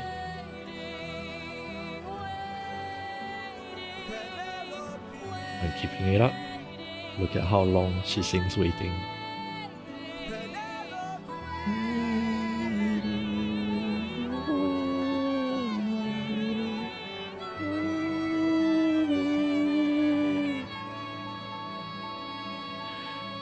It does go over a little bit, but she sings it for a whole 20 seconds. exactly the number of years that Odysseus has spent away from her. And then also the number of times she sings waiting. And added together with Odysseus singing Penelope. Waiting, 1, 2, Penelope 3, waiting 4, waiting 5, Penelope 6, waiting 7, waiting 8, and waiting 9. And that's where it stops. 9 times. The exact number of sagas that we have in total for this musical. It is so good! All these little Easter eggs. Oh. And like the lyrics, the lyrics on screen. I'm just a man. Let's just enjoy this. From what I've known, just a man was fighting for his love. If I would trade the world to see my son and wife, just a man.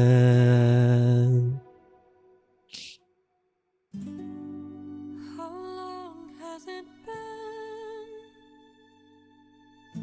And yeah, completely just violin and acoustic guitar. I love you.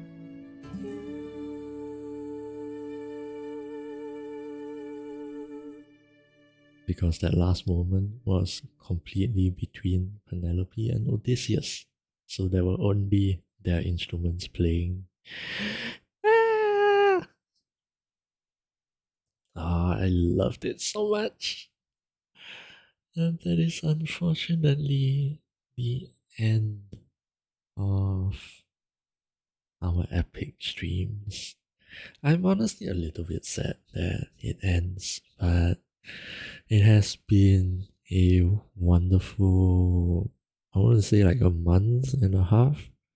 I think this is like the number 7 stream that I've had on this.